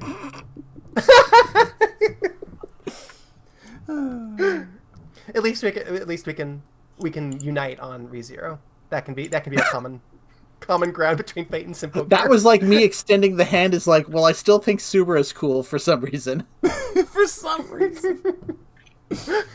All right. He's just a much more loud and animated version of Shiro, where he screams real loud and he cries real loud, and Shiro's just kind of mute a lot. Sean Chiplock does a great job of that screaming and crying Oh thing. God, he does such a good job. Okay. You got something for the second segment, Mr. Nert? no. You don't. Oh no. I mean, there's stuff in my head. I'm just trying to prompt myself to come up with something. Well, I've got a segment before you, so maybe you'll come up with something before Yeah. then. All right. Rhett, could you throw it to me, please? I had a good one, and then you cut me off. And I was like, so that's all the anime I've been watching. Polly, what about you? Surely there can't be any more anime. Yeah, that's surely the anime corner. Surely we've done it. It's done and dusted. Everybody can be. You can tune back in now. Anime hour is over. I'm gonna go ahead and say psych. Psych. Sorry, it's not over. Gotcha. Japanese cartoons are still the talk of the day. It appears. Yeah, my kind of episode. Because I accidentally ended up watching more of them. Because video games, I just don't care about video games right now, I guess. Yeah. It happens. I had that Mary Skelter thing going on, but now it's just like, I'm just going to wait on... I'm either just going to wait till Mary Skelter 3 comes out or Mary Skelter 2 goes on sale. That's fair. That's just kind of where I'm at. Like, I don't want to finish the Steam version, unfortunately. Yeah, I mean, that is the decision we kind of came to last Yeah, time, is it's just the like- most sensible choice. Mm-hmm. Yeah. So, I was just like, all right, no more video games ever because they're bad. Let's not play those anymore. And I decided, well, Japanese cartoons, I haven't been to those in a while, and I know that I had some things there on my to-watch list that I need to get around to, so we decided to do that. I kicked it, and I'll kind of blast through these, because it's just kind of a grab bag of stuff. So, I watched the Konosuba movie.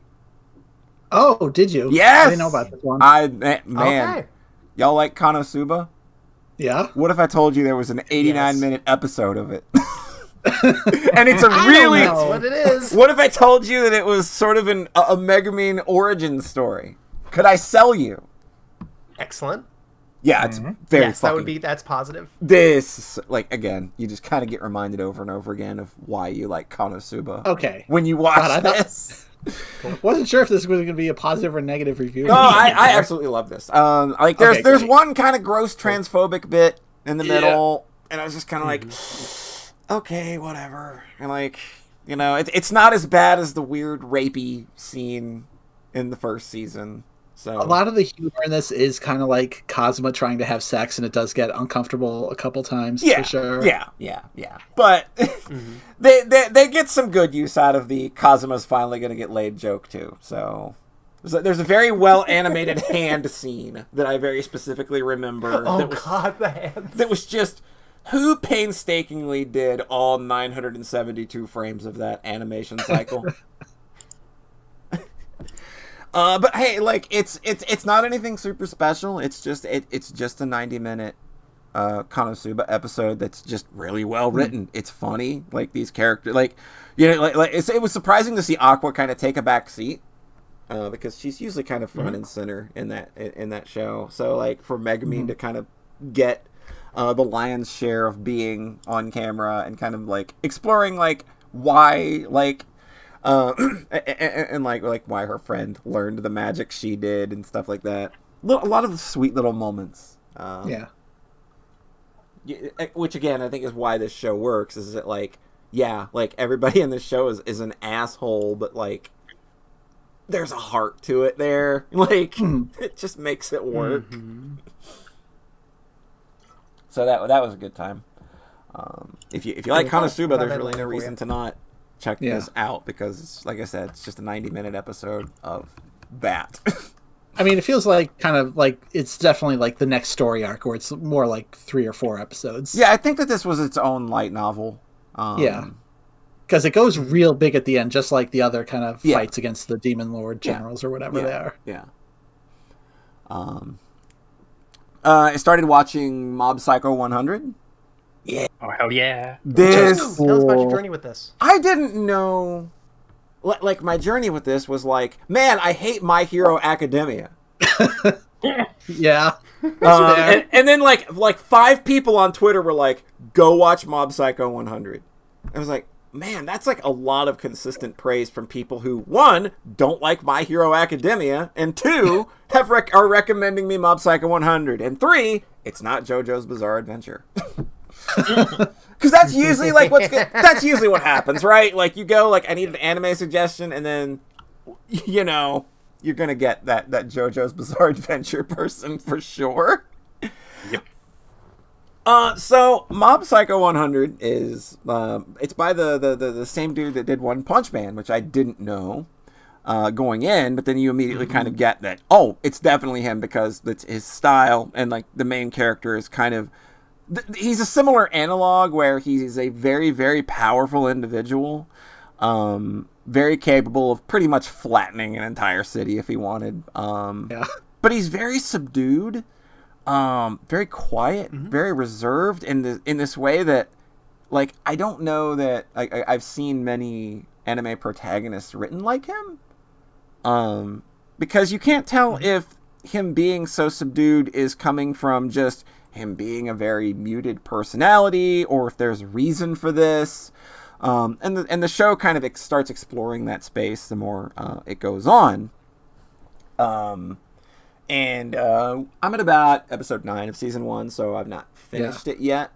But we're at a point in the story now where it's kind of really picked up and you understand what's going on with this character and his past, and it's a very cool story. His brother's involved, and there's some really cool tension and like jealousy going on there. That's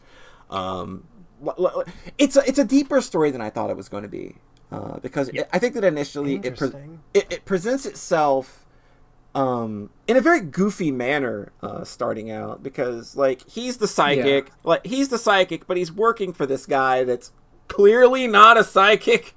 He's just kind of a con man that's using Mob's powers to earn money, and it's just like they have a lot of fun humor with that, Reagan is great, though. Yes, he's amazing. He is an amazing character. He's one of the reasons, one of the highlights, very clearly, because like they always have something fun for him to do, even if he is not part of the main story. It's just like he's like any gag that they flash back to him doing and trying to swindle somebody out of money, just pretending that he is a psychic it gets me every fucking time. Like it's always funny. The visual production of this show is ridiculously incredible as well. It's crazy. Like the constant shifting of art styles. I like the fact that they kept the mangaka's original art style instead of because I think that with One Punch Man they kind of watered that down. Yeah. Whereas this is just like fully immersed in this author's vision, and like my understanding is that it's almost panel for panel with the manga. It's just what I've heard anyway. I have no idea about that, but it's so animated. Oh, like, yeah. It's not a lot of still heads talking. It's like constantly Like, in motion. yeah, like you would swear that this is like a Trigger show, like Little Witch Academia or Kill la Kill, where there's always motion somewhere in the frame, or there's always some kind of visual gag going on that you might have to look off to the corner to catch. There's so much of that, and it makes like wanting to go back and kind of revisit scenes like a worthwhile endeavor, because there's a lot of artistry going on in this show, and when it like amps up for like the big climactic moments where they're not really like always necessarily fights, because this is not a character that likes to fight. He wants to avoid it as much as possible, but it, you know, inevitably, like, you're a cool show that's got cool psychic abilities, you're gonna have to have big climactic fight moments, and man, oh man, they're so satisfying every damn time. Just brilliant, loving the hell out of it. I can't see this one being a miss at all, even though like we're only a couple of episodes out of the first season being finished, and I can already I think that like it's cruising toward a pretty good climax, and I know there's a season 2 to go into, so like I'm already excited to dive more into this show. I'm watching it with Sayara, our artist, which just kind of happened by an accident. It was just like, hey, who wants to watch anime with me? And then was like, okay, I'll watch it with you. And then so we just started watching it together. So that's so cool. Things are cool, like when you have people there to like immediately enjoy them with. 'Cause that's how me and Rhett used to watch anime all the time. Is that we would be on AIM, and then we would like start episodes at the same time, and then blab about them afterward. Like that's fun. That's always a fun. Oh, that's way. so nice. It's always a fun. And, like, I wonder if we did that with My Hime. We did. I very specifically. We were not. God, I was not happy. I know I was not. Okay, we can tear it off, because I know that I mentioned it earlier, and I know Nert said that he has history with My Hime. Nert, I want to hear your tell me about episode 26. Oh God, 26. Episode 26 is the finale. Tell me what you thought of the My Hime finale. Hang on, it's going to. I think my initial reaction was like, "Are we really doing this? are we really? Is this what we're doing?" Because it's hazy. I was expecting a much earlier episode for you to put up, but I think I remember just like, I am both happy and not. Yeah, I was the extreme. I hate the show now because of the ending. Is basically what happened. Because I think that of all of the shows that I watched in that short period of time, I think that show has an amazing opening episode. And as it goes, it increases its stakes in a way that is satisfying. It's dramatic. It's traumatic. These characters get put through the emotional ringer in a way that was just like, it's ballsy you went there, because I did not see that happening.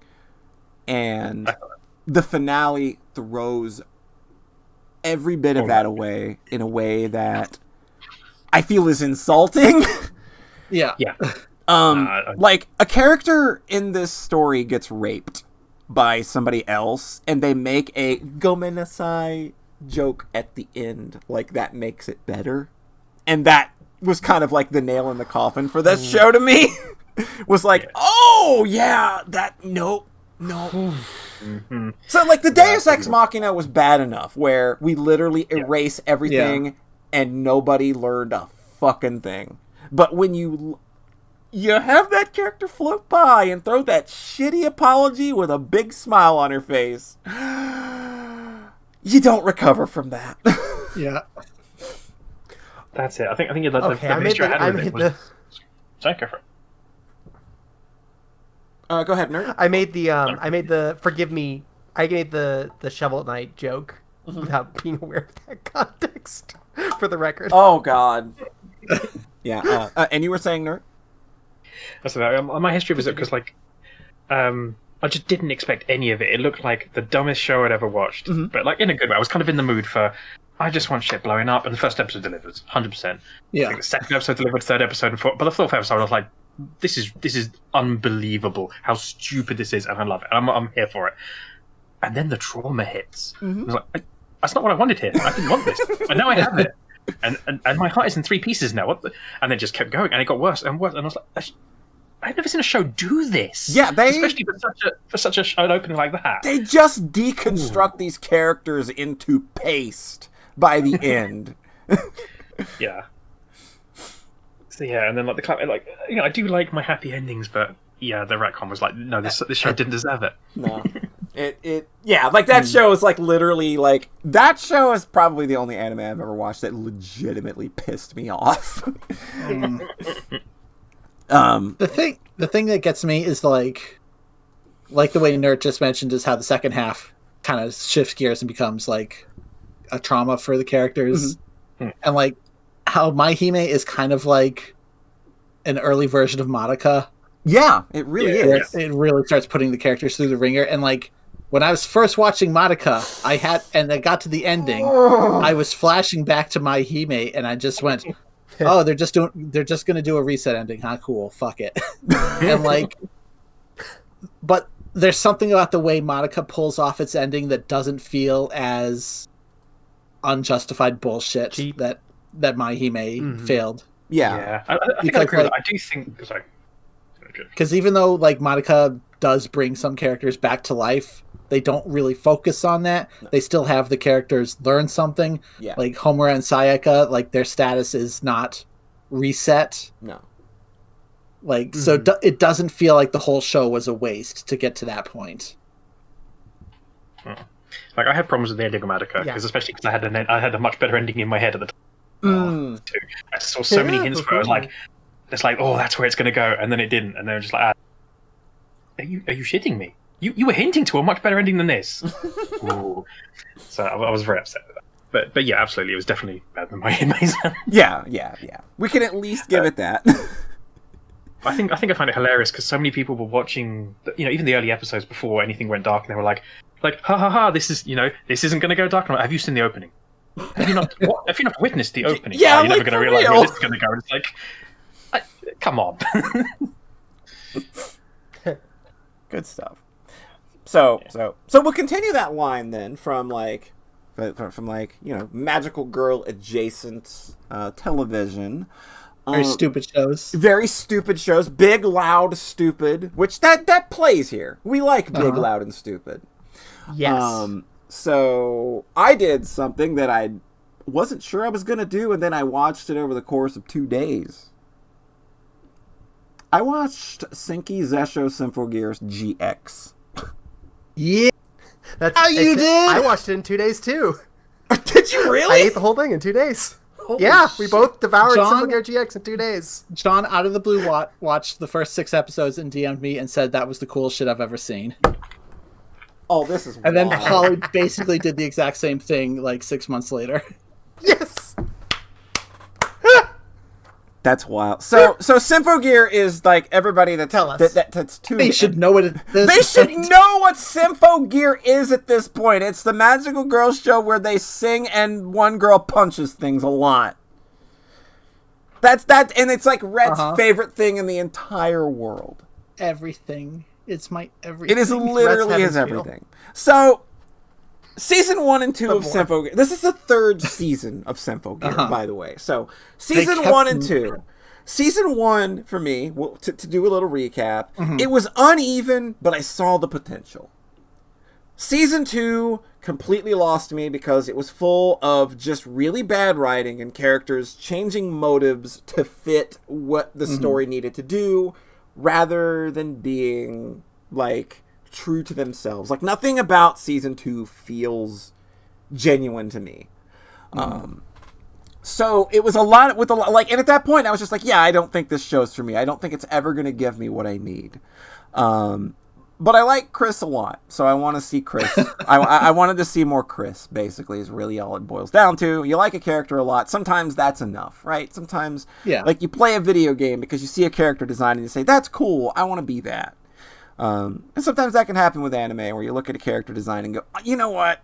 Well, it's not the worst thing I saw. Let's just do it. It's not my Hime. It's kind of like the point I can use to justify watching anything at this point. So, Symphogear Season 3, what does this season do? So, like, a good Symphogear season, you've got to have good antagonists, I think. Because this is an anime where girls are going to be fighting, and it's got to look cool. And you got to have... Cool is a prime factor in Symphogear. This is by far the best set of antagonists. They're unbelievably... Like they're believably dangerous. And they light up the screen with lots and lots of really cool, fun, ridiculous attacks, which is something that I think that when this show is doing this... When this show is playing right, it's doing that right. And, like... The main antagonists of this season are all really cool and unique and just immediately, like, dangerous and fucking rad. Like, they all kind of get this... Absolutely. They get to show off, like, you know, like, in the episode, and they're all just doing super cool shit. They're a legitimate threat to the main characters. And like they're a legitimate threat to Hibiki. Yeah, that's the like, thing. That's the thing. So much. God. They're a legitimate threat to the main character who I feel the first 2 seasons had just focused entirely too much on. I was sick of Hibiki by the time I got to this to episode like the first time I got to episode 1 of season 3, I quit because I'm tired of Hibiki. I'm tired of this show telling me how cool she is. I get it. But cool fucking antagonists, right? Yeah. They're just incredible. The fights with them are always cool and high stakes, and like you always kind of get the feeling that these antagonists are just playing around, but they're still beating the main characters' asses, and it feels really good. I like it. I know that I've kind of had a problem with that kind of setup in the past with things like Trails of Cold Steel doing it. But I think that, like, they justify it in this show. Like, they justify why battles end the way they do, and I was on board with it. I mean, it's not a video game. It's not like you win a fight against them and then the story goes to actually you lost. No. Like, these characters lose, and they get their shit pounded, and they don't feel good about it. Hibiki loses. Hibiki loses, and that is kind of like where it hooked me. I was like, okay. You just like seeing her get beat up. No. It was just okay. Like, maybe we can turn the focus then. Like, maybe like we can, like, not necessarily. I don't want her out of the picture because the show needs her as the heart and soul. I get that. I'm fine with that. But it's just don't make everything about her. And show that, like, she can, like, you know, she is fallible. She's not going to always, you know, prevail. Like, she's going to get her ass kicked. So fantastic. You hooked me. The fact that she has that amazing, like, moment where she gets her voice back, she can sing again, she catches Miku under the waterfall. Oh my god. So good. And then they have the fight where she gets where things go bad. Yeah, like when she is at the top of her game. When she is literally at the top of her game, they knock her off the pedestal. It's just like, that's in front of her girlfriend. In front of her girlfriend. That's really completely on board. That's really smart writing that I didn't see the first 2 seasons. You know what else I didn't see those first 2 seasons? Pacing. What? Pacing. Yeah. Guess what this season did? They found their sense of pacing. This is just a straightforward... That's really what it felt like to me, too. It's a straightforward, good story with, like, well-defined stakes and just a solid set of themes that it follows through on. Just start to finish. It's about things. I was 100% happy with this show from episode to episode. It always felt was exactly where it needed to be. This show's just knocking it out of the park now. This is night and day to me. This was just such a fucking shock. to get halfway through the series, to get that really cool climax in the middle, and to just sit there and be like, I think they're gonna do it. I think they got this. And I didn't want to go to Rhett too early and be like, I think they got it, because I didn't want to get his hopes up. Which is literally what John did. I didn't want to get his hopes up. Yeah, I waited 6 episodes. And but all I told him was, I've watched 6 episodes, and that's all I'm saying. But I think that, like, if I'm going to watch 6 episodes of anything, that probably says something, I think. But I know which episode 6 is, and I was like, well, you're either done or you're in. Yeah, I was in. That's really the point. I was in. So, another thing that I was not super always on board with was how the first 2 seasons did character storytelling, because it wasn't consistent, and it was largely focused on Hibiki, who we kind of already knew everything about, for the most part, from that first season. Mm-hmm. I feel that, like, she kind of had an emotional arc in that first season that was satisfying, and then they just kept drilling on her for some reason. I was like, I need more about these other characters. I need to care about them. Chris is really cool. Talk about her, please. Chris. That's all it really boils down to. I think the character storytelling, like everyone's got their own little mini journey of feelings going on in this season, and they like everybody's got something they need to sort out. And they all kind of revolve around the themes that the series is dealing with regards to, like, redemption and feelings of inadequacy. And again, boom, they knock them all out of the park. Like, they managed to actually tell us, like, I was actually shocked at how little Hibiki is in this story. Because this really is not and she still has her own little arc. Yeah, she still has... And she's still, like, they give us new stuff about Hibiki. Yeah, We'll talk about that. We'll talk about that. Oh, boy, we'll talk about that. Okay. A lot of Hibiki stuff in the season is not fights. Yeah, it's not, surprisingly. Yeah. But, like, the new characters that get introduced in Season 2 and carry over to Season 3, they had these cool little emotional arcs that they all had to go through to get where they need to be. And they wrapped those up really well, even for characters that I don't like. Even for fucking Maria. I don't care about... I don't like Maria. I don't like Tsubasa. But I liked where those characters... Why you make me care about them a little bit? I liked where those characters ended up by the end of this season. I think that they had all kind of overcome something inside them that was just, like, gnawing at them and believable. And it felt really nice to get that catharsis for those characters. Even characters I don't care about. I mean, Tsubasa's moment at the end of, like, episode 8, I think. And that is the first time. The first time I felt something for that character. That is a huge character moment for her, because that has been building up for 3 seasons. Yeah. Like, is how she looks at herself. Yeah. Like, you did it. You made me fucking care about a character that I just gave no shits about for 2 seasons. Did a good job. Like, the character stuff in this show is amazing. Except they goof. They goof. So, like I said, this is a season where one of the primary themes is redemption. Mm-hmm. And they carry this theme through very well, all the way through to its final moments, where you have a really, really touching moment at the end with a character who had sort of become the main antagonist of the season. There's a very cool moment where, like, you get that redemption, and it's just like, holy shit, they brought this whole season around in a way that is just, like, fantastic. And then they overplay their hand.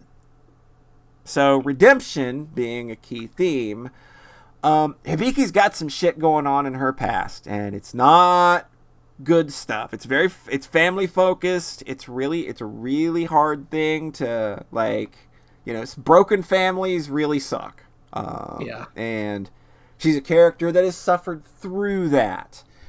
And they hand wave that away in this season's final moments in a way that, oh man, yeah, it's stuck in my craw in a way that's just like, I have to dock you a point for this, because it's really fucking bad.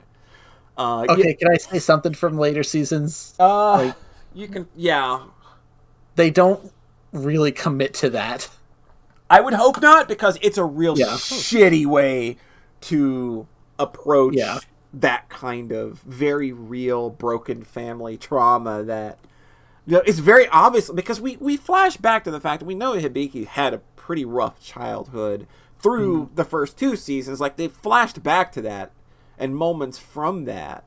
So to kind of like hand wave it away in this big smiley, like supposed to be a feel good moment at the end, just like right after they have that big beautiful moment, just Yeah. it gutted me to just like, why did you like you overplayed that hand so hard? Like, I know that they wanted to like stick that landing on redemption being a key theme of the season, but that ain't how you do it. That's not, you don't give the redemption there. Like, you had your moment right there in that one final moment with 2 characters having a really, you know, beautiful moment, and then to just ruin it with that last just that hurt so He's much. on the path to redemption. He has not actually been redeemed. And that's not how they act, though. It's just, They didn't know if they were going to get more seasons. it didn't set well with me, unfortunately, but it doesn't ruin the season. It doesn't ruin the fact that, like, finally, this is what I came to Symphogear for. It's like a perfect amalgamation of everything that this series has been trying to do up to this point, but you nailed it on the 3rd time. Like, it came together like a full package, a full satisfying season of anime that was very much worth my time. So I'm happy to have taken that journey. Yay! That's all Rhett was waiting for. I think that was. I mean, if I'm this very were happy about this. I guess. it's so weird. Do you want to talk about the fan reaction of this season? Okay, I went to my anime list like a big dumb idiot. Oh, good. I'm the biggest, dumbest idiot in the world, mind you. It's like, what do the Symphogear fans think of Symphogear GX? Like, man, I was like, I'm on a high here. I was like, I'm finally here. I'm bought in, you guys. I go and look at all the reviews. Are literally the worst season of anime. Literally the worst Symphogear on the planet. I'm like, did we not watch the same fucking TV show? Did we not watch the same fucking 6 hours of television? What happened here? Where's this disconnect? So weird. I don't. And everybody, like, just throwing endless praise at season 2. At season 2! The one that I thought was just the worst character writing. And I was so butt mad over that. Just, how is this the worst season when I feel that it's like the most that they've committed to making this concept into what I feel it should have been from the start. Like, why is it kind of feels like a real show? Was kind of my takeaway. It's like, Yeah. oh, cool, you made because like the first season, I was kind of like, this is like very fun, kind of like earnest webcomic energy, where it's not really. It really does have that energy of just being written as they produce it. Yeah. Yeah. Kind of Newgrounds, but in like, I mean that in the most nice way The possible. nicest way where I was possible, because taking- Newgrounds is fucking rad. Yeah. But I mean, like, Exactly. what Then it kind I've of done- lost me. I've done Flash series ahead. where I was just writing it as I went Yep. and like not planning stuff ahead, and that Symphogear season 1 had Kind of maybe kept going, and the charm came off, and then season 3 was like, oh shit, you told a real story, you planned it out, you wrote it ahead of time, and then you animated it, and that feels really nice. Yeah. I think I kind of had a similar takeaway where it's like, you have told you have competently told a story to me, and I have viscerally enjoyed watching it the whole time. Yeah. I think that because you told the story really well, I can kind of see your perspective a lot better, and I don't really love that perspective because I didn't really like the stuff how that resolved too, and I didn't really like how Tsubasa's story played off too. What? Uh-oh. Once again, John with the knife. What? Rhett, you just I think dissected this boy for 30 minutes. I thought John And I was liked just kind of GX. like, I like GX a lot. I gave it the highest ranking. I gave the shit. Yeah. So So that was kind of my takeaway. It was like, okay, you made the show, you made what I wanted to be, but in the process, you kind of the story, the perspective of this show isn't something I super jive with, and that's why I kind of went to the magical girl stuff after that. I was like, Yeah. I think that's entirely fair. That's an entirely fair takeaway. Mm-hmm. I was just glad. I definitely want to watch the last two seasons now. I was just glad to see some actual good character development. I realize that it's never going to like fine, you know, like in my dream reality is like we get a deep dive on Chris and like the very real issues that she has to deal with from having been abandoned and the horrible fucking abuse that she suffered. We're never gonna get that, and I understand that. And this is not like the worldview that's going to tell that story. I get that, but I think that like. Having that connection with other stories like Higurashi, where that trauma is explored and we see the character come out the other end a better person, we see that with Chris still, in how she's come to like sort of allow herself to be seen as someone who is allowed to have friends. Like, I think that that's still a big moment for her, even though we don't have to dig into the deep minutia of the horrible things that she's gone through. Like, you know, like, obviously that's not, like, my ideal version of this story explores that space, but you've given me new things to kind of chew on now with this story and with this premise and these characters, where it's just like, okay, I'm back on board and I can come at you on your terms. You don't have to tell the story that I necessarily 100% want to see told for me to, like, enjoy you on your own terms, I think, is, like, what I got from this. So, yeah, like, I will watch the last 2 seasons of this show. Right, I want a contract. We'll get there, Rhett. He wants a contract? No, because after G, you said you were going to watch the remaining 3 seasons, and I was like, wow, that's a big promise. And then you dropped it after 1 episode. I was like, well, okay. Okay. I think we're in this, Rhett. I'm not going to push you to watch season 4 immediately. No, because that has gone wrong before. Yeah, like, I'm not going to jump immediately right into season 4. There are some other things that I'm kind of like I want to gel inside, I guess, Japanese cartoon wise. Like, Mob Psycho is obviously, you know, where I want to be. Nagatoro is pretty fun. People are gonna hate me. I read so much of that comic. Boy, so it's very funny watching people jump into that world suddenly. You know what? Like, it's real funny watching people jump into that show and be real mad about it. Man, that show's got some discourse going on. Oh boy. Oh boy. Yeah, I believe it. Yeah, I was anticipating that. Yeah. After reading that comic. Yeah, it's like, I didn't know what to expect from it, because I know that there's another one. There's another comic that has a similar premise that seems way more mean-spirited. It's the girl with the girl has the big forehead. It's Teasing Master Takagaki, I think. Yeah, that one. But I thought this was the mean one. That's what's kind of surprising I think me. that, like, this starts off mean. Pretty mean. Like, she is actively making a boy cry. Yeah.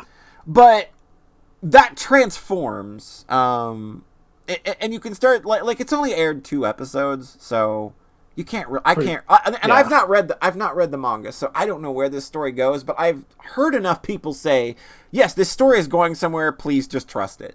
And it's like, okay, I'm here for it. I think the character designs are cute. I think the animation is fantastic. Like, the facial expressions are so ridiculous and all over the place. A lot of people are clearly having a lot of fun animating this. It's so expressive.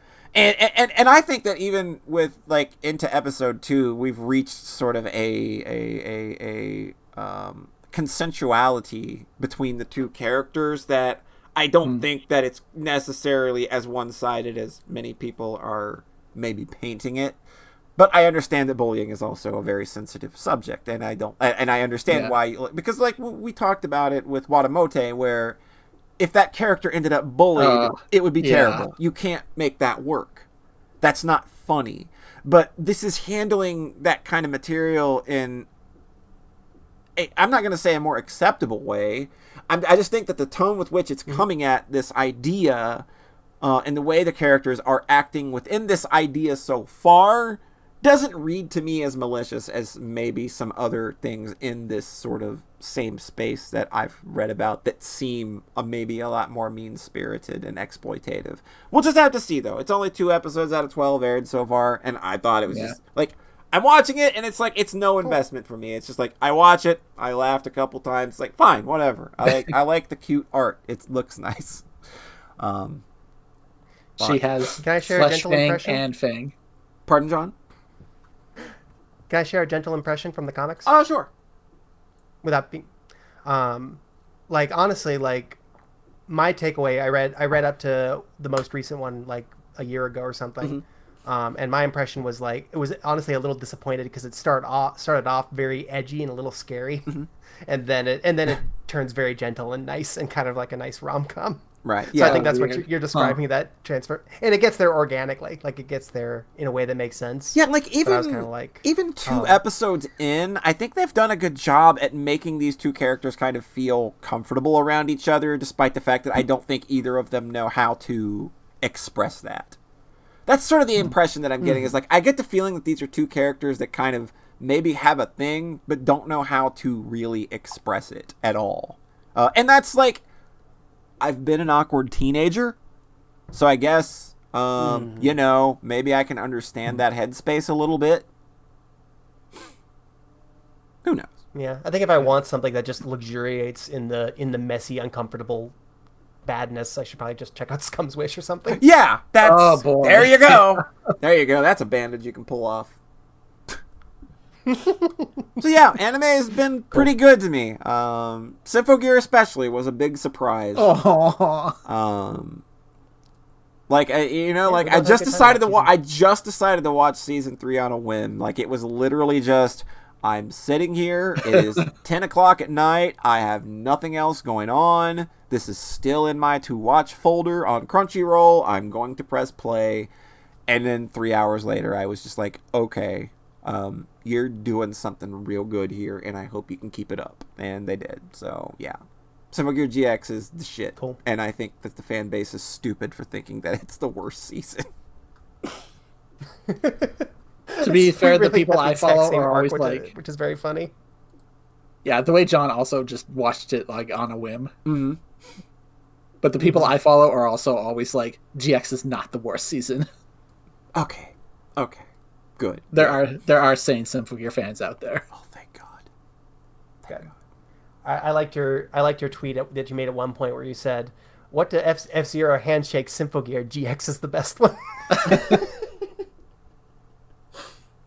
But I don't think you stood by that because you really like XP. But because XP is the best one.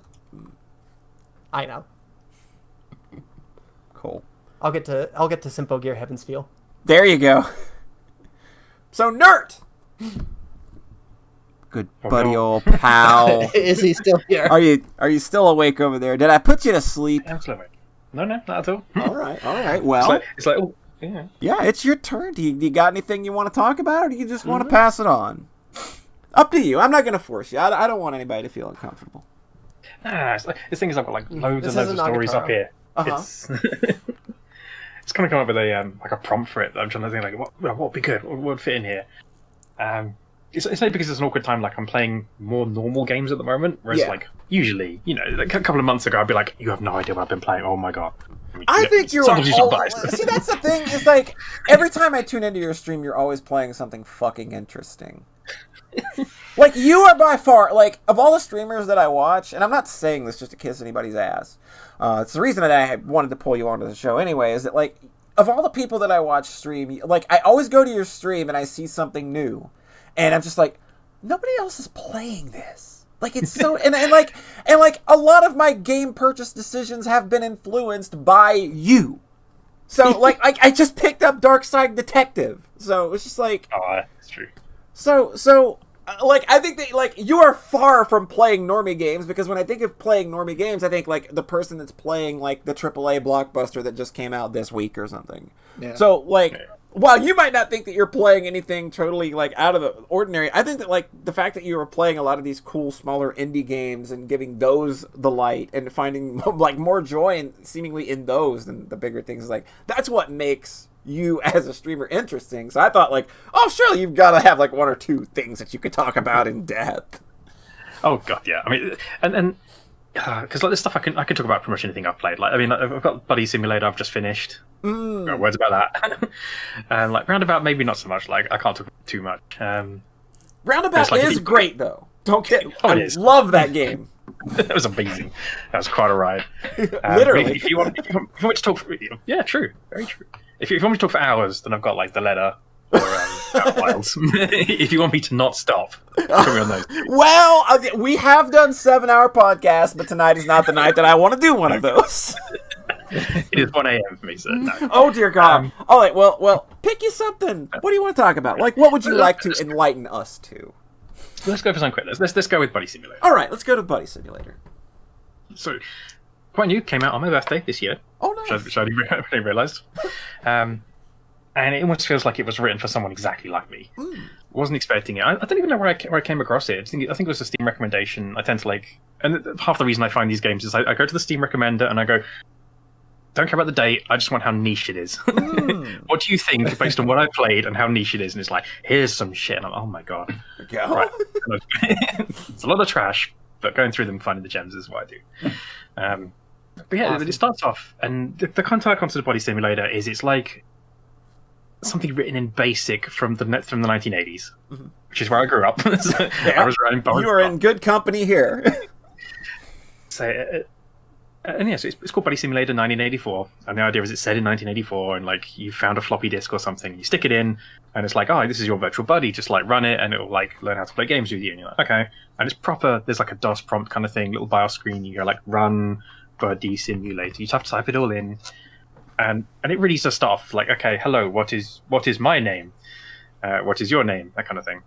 Except at the very beginning, it's just like suddenly like, is your name Nert? It's like, ooh, I didn't tell you that. Oh yeah, it's reading your Steam profile. Immediately, nice. it's like, ooh, I know. Hang on, I was in this. What was the title one more time? Buddy Simulator 1984. Buddy Simulator 1984. Cool.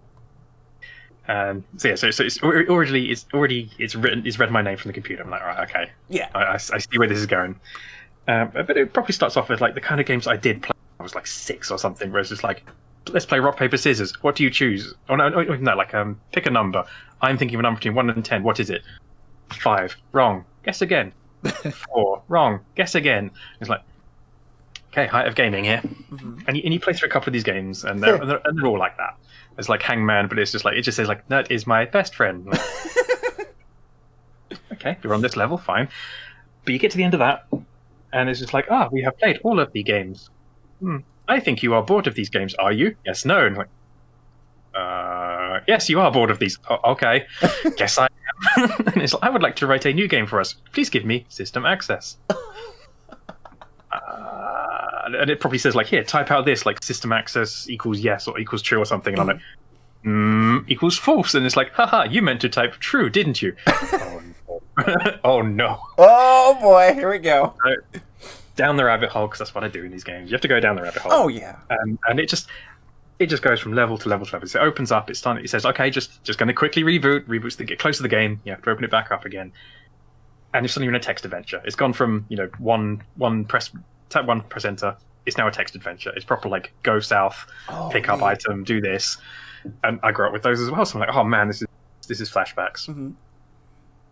And then the horror starts. It is a horror game. Yes. So immediately, and it's amazing. I love how much it can fit into these tiny bits of text, because it is just like, okay, you go left, it's dark, and it's like, it is darker. It is getting really dark. Are you sure you want to continue? Are you sure? Like, oh Christ. And then just things like, you hear a noise, you turn back. Okay, guess I'm doing that now. Guess I did. I think my favourite one was, it's like, okay, you go to like a shed, and you've explored a bunch of things at this point. It's like, okay, you find a box, you turn your lantern on. Okay, you can see a box. Open the box. Inside is a doll. One eye is missing. You take the doll. Wait, I didn't tell you to do that. Can I drop down? I do not understand. Oh God, got a creepy doll now. and it just keeps going, and then just suddenly it will just jump out of what you're expecting in different ways. I think there's one point where you like have a painting there, and it's like, what's the painting? It's just you are frozen in time, and just this noise starts playing over your ears, and you can do nothing other than stare at this painting and answer its riddle. oh, I was having fun playing with dolls a minute ago. Yeah, like that seemed a little more preferable than the creepy painting. So yeah, just suddenly bringing in noise out of nowhere in this text adventure, fantastic, and it just carries on. And I'm just enamored of like how scary this bit of text is. Mm-hmm. And then suddenly, we're playing a 2D adventure game. It's like it's basically Undertale. Oh! And it just keeps going. Like it just keeps escalating every time, which can be quite long by the end of it. It then goes, we need better, and then just it upgrades again, and the game changes again. Suddenly it's an RPG, and then it's like, oh my god, where's this going? And the whole time it's getting creepier and creepier, more like glitch horror kind of thing. Yes. Which is like absolutely beautiful. I love that shit. One of them scared the absolute shit out of me, and that's my favorite screenshot. Like, when I said, like, here's the game I've just played, I love it. Here is an out of context screenshot. We look at it, you have no idea what's going on the screen, but there's my face just in utter fear. I'm reaching in panic. It's like, yep, that's what got me. And then just the humor is there, loads of references. Not even like direct references, like, oh, that's a reference to that, but just like, yeah, I know what era this person or these people are from. Again, small team, 4 people. And they're super nice. I've joined the Discord because I had like a bug, which was just really quite upsetting. When I realized it was a bug, I didn't realize it was when I played it on stream. I was just like, oh, I think that's just what it's meant to do. Right? Yeah. Because on YouTube, it's like, no, you were meant to get something really cool. Then I'm like, oh no, and they were like, shit, sorry, we fixed it now. It's patched, done. Update on Steam. Oh, damn. So they seem like a really pretty cool team. But just the fear I got out of it, like a lot of it is not that scary, which I think is great for these kind of games. People, and I've watched people play it and go, "Oh, this bit's not scary." And it's like, yeah, it's not meant to be. So you drop your fucking guard. It's not like it's not out and out horrifying. It's just that kind of stuff where it's just like it kind of lingers in your brain a little bit while you're playing it, and you're just kind of like, "What is?" I don't know what's going on here, but I feel like this game is about to do something to me at some point. Yeah, something is going on. Like, yeah, the early questions are fantastic. A bit like, what's your favorite color? But it's like, when's your birthday? What's your favorite animal? And all of that comes back into the game in some way, which is really so cool. Good. So you can watch like someone else play, and their entire game looks different. I mean, not that different, but still just, oh, everything's different. I guess you picked a different favorite color. Stuff like that, which is just kind of cool. But one of my favorite jokes early on is said, like, what's your favorite animal? And I was like, I tried a couple, didn't recognize. I went, okay, cat. And okay, cool. What would you call it? Biscuit, fine. And then suddenly in the game, it's just like, it's Biscuit the cat. And it's like, that is a dog. That is Biscuit the cat. It barked. But every time, occasionally you see it, it just says, like, it's Milo the dog, Biscuit the cat. Biscuit the cat. Hang on.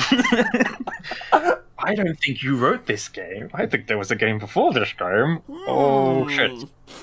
And then, hang on, there's something in my documents folder. Oh, there's shit again. Oh, no!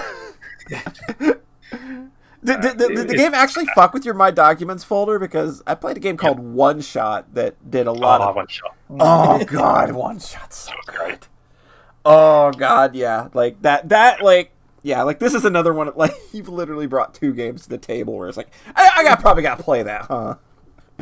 Yeah, One Shot and that Pony Island as well. Oh, I was going to ask if you played Pony Island, because this sounds a lot like Pony Island, but, like, with less, like, because Pony Island's literally just like, oh, Satan owns your computer or some shit.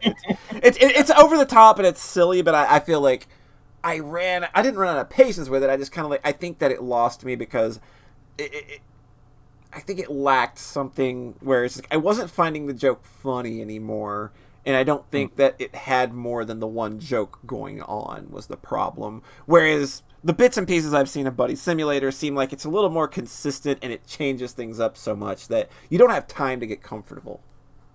It does. Like, there's one section that does drag a bit, and especially because there are multiple endings. Yeah, and there's no way of going faster. It was 3 hours per playthrough, and I'm like.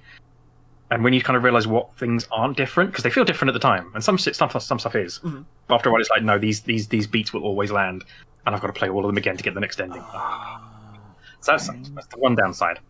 Yeah, but I was happy to play it that many times just because it was such a good game.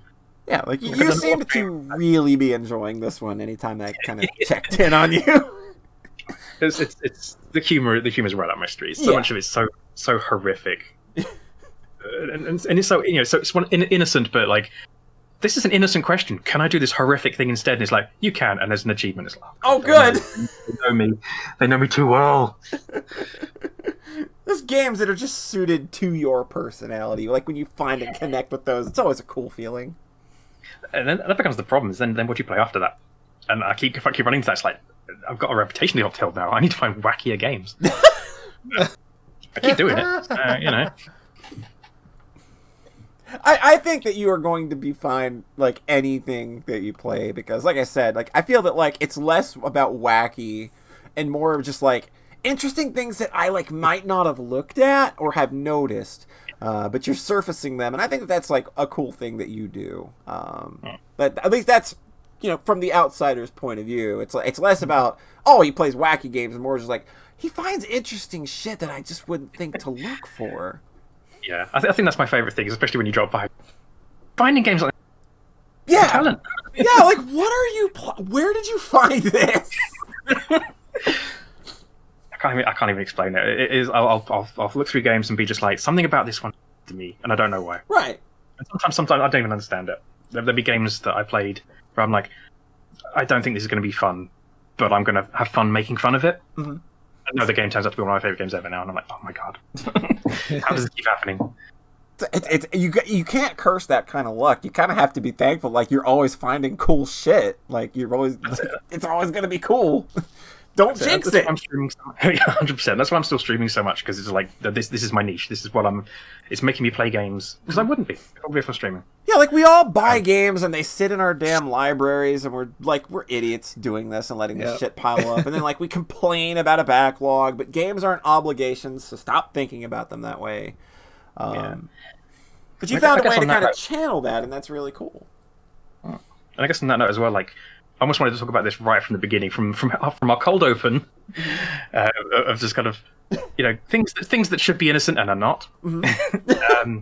A game that I was going to play for years. I wanted to play a translation. There was no fan translation of it. I went through all the effort of trying to set up like the automatic screen grabbers that will then try and like capture the text and then run it through a translated dictionary, just because I really wanted to play this game. And it was just too much effort. I never got around to it. But then suddenly streaming came along. The game got translated and released. And I played it on stream, and very similar. A game called Kimito Kanajo no Kanajo no Koi, or in English it's I played this one. You and me and her. Oh yeah, we had a discussion about this one. John's played this one. Mm-hmm. I don't know anyone else who's played it, and especially because I played the Steam version. I was like, I know enough Japanese to know. I know to know that when they say something, that is not what she just said. That is not what she just said. Jesus Christ. What am I missing? And like looking at bits and pieces of what I've missed, I'm like, oh. And I'm really impressed at what they've done. Mm-hmm. Like the version I played, fantastic. Wouldn't really change any of it. But I kind of want to play the original now. Ooh. Yeah, like that original story. You probably can't play that original version. Like, don't play that on stream. But it's my understanding, like just through John, that like the you kind of need to play with the R18 content activated, because it actually is important to the story. So yeah.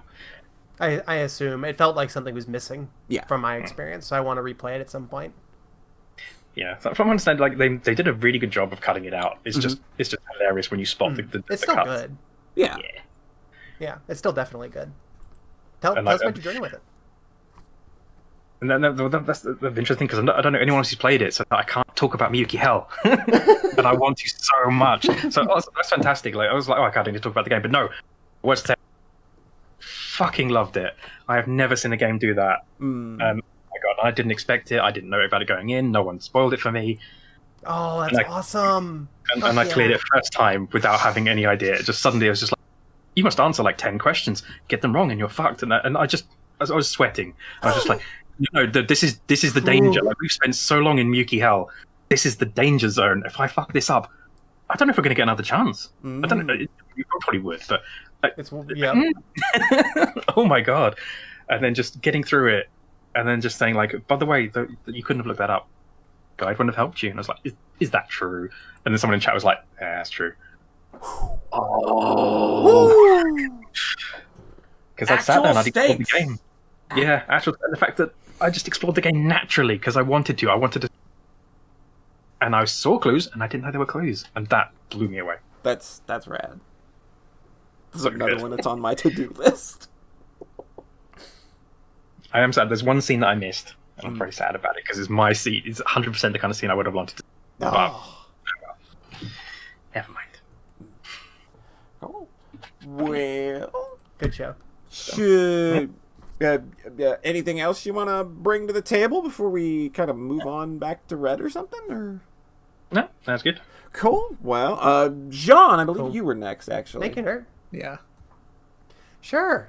We kind of talked a little bit about this earlier, but I just wanted to talk about one anime. I rewatched Madoka. Oh, hey, yep, good show. Yeah. Yep. Except for the So I put this at the top of my game of the. God. All right, so I put this at the top of my game of my anime of the decade list, and it's maybe my favorite anime. That doesn't really mean anything at this point. I feel like it means something for Rhett, but like I remember as like a teenager, I would have my like rigid top 5 anime I'd sculpt out and be very mindful of, and now it's just like, oh yeah, I have these 15 shows that I completely love with all my heart that are very important to me. But I really like Madoka. Yeah. I feel like this one is just kind of a keystone for a lot of John taste stuff. Like we did an anime of the decade list, all 3 of us, and 2 of us put that as our number 1. So. Wait. No, I think it ended up. No, well, I put it at number 1. You put it. Oh right, it was a 2, 1 through 3 thing. Yeah. Okay. Yep. Yeah. And then I think Shinsekai Yori. Yeah, mine was Shinsekai Yori. Yeah, probably put Shinsekai Yori at number 1, and I put it at number 2, and Rhett put it at number 3. Okay. Yeah, both of those did 1, 2, 3s, which was amazing. Yeah. Yep. So it's just the concept I kind of wanted to communicate was that I feel like it's just so full of story where shit happens.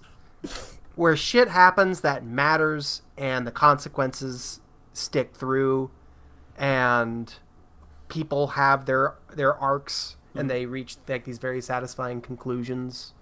It sort of divides into like 3 arcs, sort of like the intro and oh fuck, I'm forgetting the characters. Mommy stuff, and then stuff with Sayaka and Kyoko, and then the climax with Homura and Madoka. And just all of them just land so effectively for me. Like they do this setup with Kyoko and Sayaka, who they are and how they both change in different ways and how they change and affect each other and how their relationship builds in this very kind of quiet way. That was something that I hadn't really remembered. I remembered Sayaka's arc and I remembered Homura's arc.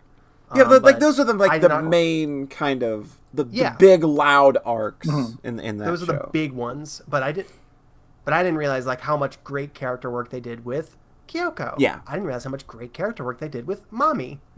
What about Hitomi? She has an arc too. Yeah, it was so funny how they pulled in Hitomi at the end of Sayaka's arc to matter in a very perfect way. Oh man. God, that's some good character economy. Yeah. Madoka's mom has like a thing going on that's like very good. Madoka has stuff going on. Yeah, right. Monika's mom is amazing. I love her. Monika's mom is amazing. Oh, and you feel so bad for her by the end, though. Completely love her. That last talk she has with Monika is rough. That last talk she has with Homura. Yep. In the ending, she's like, "Oh, that feels nostalgic. That name feels nostalgic."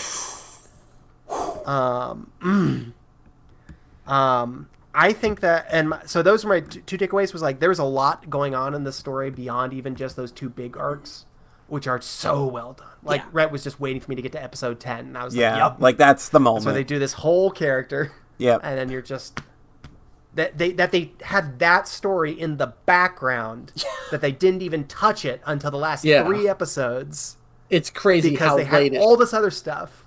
Yeah, right. The fact that there's 3 episodes left and they drop that on you is stunning. Like, by the way, and it lands so well. There's little things with the action. I feel like how Homura ultimately fights the witch at the end is the kind of action that very few storytellers are inventive enough to build. Yeah. The way they incorporate like real world weaponry stuff in it. Yeah. Is just like. It's just like Fate Zero, where it's like they're taking. We're going back. No, I'm not gonna live there long. It's just where he's taking like this. There are a lot of magical girl shows where it'll live in this like very simple rule set and not really push it in any way. Right. And then this takes the rule set and it pushes it and it breaks it in a really amazing, satisfying way. Oh, for sure. And when it goes that far and then still it does not work, just hits so hard in a really cool way. So the last takeaway, I think I've been sort of reductive about the theming, because I think the way I painted it when I talked about Rebellion last time was just sort of saying like, oh, this is about why martyrdom is stupid. Yeah, like, I mean, I still think that that's a good read. Yeah, I think that's a good read, but I think it's just a little bit more. I think there's a little bit more shades to it than that. 'Cause really, it was just in the ending, they have Madoka and Sayaka talking. Yeah. And Madoka, they're watching the boy perform. And Madoka's just like, I couldn't change your fate because that would have meant taking away this future. And I didn't think that's what you would have wanted. And Sayaka's like, yeah, you're right. Mm-hmm. And then they're just like, they're happy with it. And I think, not to hammer this too much, I think it's scenes like that make this a better ending than My Hime, obviously, is because they very conscientiously do not destroy everything that had happened. Yeah. Yeah. Absolutely not. And the fact that and the way Madoka's sacrifice plays out, and the fact that Madoka's martyrdom is basically good in this universe, I think. Yeah. Is the other reason I think there's more shades of gray. I think it's more just about talking about martyrdom because that is a recurring theme throughout like magical girl stuff, throughout superhero comics, throughout the world, because Christianity. Yep. Throughout and it just go ahead, Rhett. Well, I think even in Fate Zero, I think it comes up a little bit. Like, oh yeah, it's a pet theme for sure. Definitely feels sort of like a sequel to Saber story in that one. Yeah, absolutely. And there's little bits of that in his stuff even before Fate Zero. He has his pet themes. Yeah. But it feels like it wants to be about martyrdom, and it wants to show martyrdom honestly in a way that other stories don't as much, because they don't show, the regret or the ugliness or the selfishness that can go into it. And I think it just wants to paint like a very full perspective of what this concept is. And it's just like one of the themes that hits closest to home for me personally. So Madoka lands really hard for me because it's a theme that's really important to me. I think it basically handles it like as perfectly as I could. This is the kind of thing I would want to be able to write, is just completely propulsive and fun and full of energy and kind of joyous with the ways it explores these big feelings and big set pieces. It's not just lecturing at you, it is dramatizing these ideas, and it's doing it really hard and in your face and in a big way that you feel really big. And so I can just kind of point to this. I kind of said this about Sumo Hiraboshi, where you can just kind of point at this and be like, yes, that's what I want. Yeah, like Sumo Hiraboshi is fucking like perfect. Yeah. Like, it's it's shit that's real in that story. Yep. And the way it explodes out is just really beautiful. And this is like even more perfect in the sense of it being just 12 episodes, and it does all of this in those 12 episodes. Yeah. And it just completely, and then just lands extremely hard. Not a lot of shows make the perfect use of their 12 episode runtime, but I think that show literally never wastes a moment, and it takes perfect advantage of every moment while also being able to move at a pace that doesn't feel too fast or too slow. Mm-hmm. Yeah. Yeah. I was literally just sitting there every minute, just like watch. All right, so here they've moved from this scene to this scene, and now these characters are talking and doing X. And then I'm thinking about, so they're talking here, what are the things that they're doing in the background of that conversation, and how is that informing the story? And I'm just like, oh, everything in this scene is doing something. Yeah. And then everything in this scene is doing something. It just keeps going like that until the very end. And I'm just sitting here in awe, because like, it's just really inspirational to me on a lot of levels. Yeah. And I mentioned this we mentioned this kind of yapping on Twitter, but like there's some discourse about if this is tragedy porn, basically. And I think that's like, I think we're kind of all in agreement that it doesn't really. No. It doesn't feel exploitative. I feel like it's complicated by this being from a director who absolutely has a writer who has written exploitative shit. Yeah. So in that sense, it's sort of inspiring, because it's just like, if somebody has written these kind of gross exploitative tragedy things, and then goes into a new story and is still guiding a lot of those same impulses, but then does it in a very responsible way, in a very guided way. Because I feel like the violence in this show hits really hard without ever overstepping. Yeah, it's never gratuitous. Yeah. I think the violence of the nature of the Soul Gem really hit me this time. Yeah, like that's sort of like the main takeaway of that show, I think, is just what a Soul Gem represents.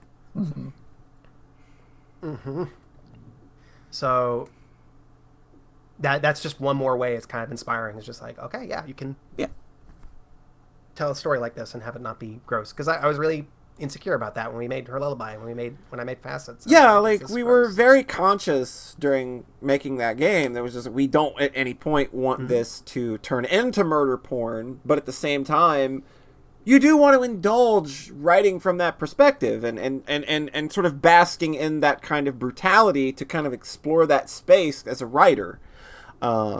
To kind of just test your own boundaries, test your readers' boundaries, and things of the sort. So yeah, like I remember us having a very direct conversation about how we wanted the violence to be framed in that game.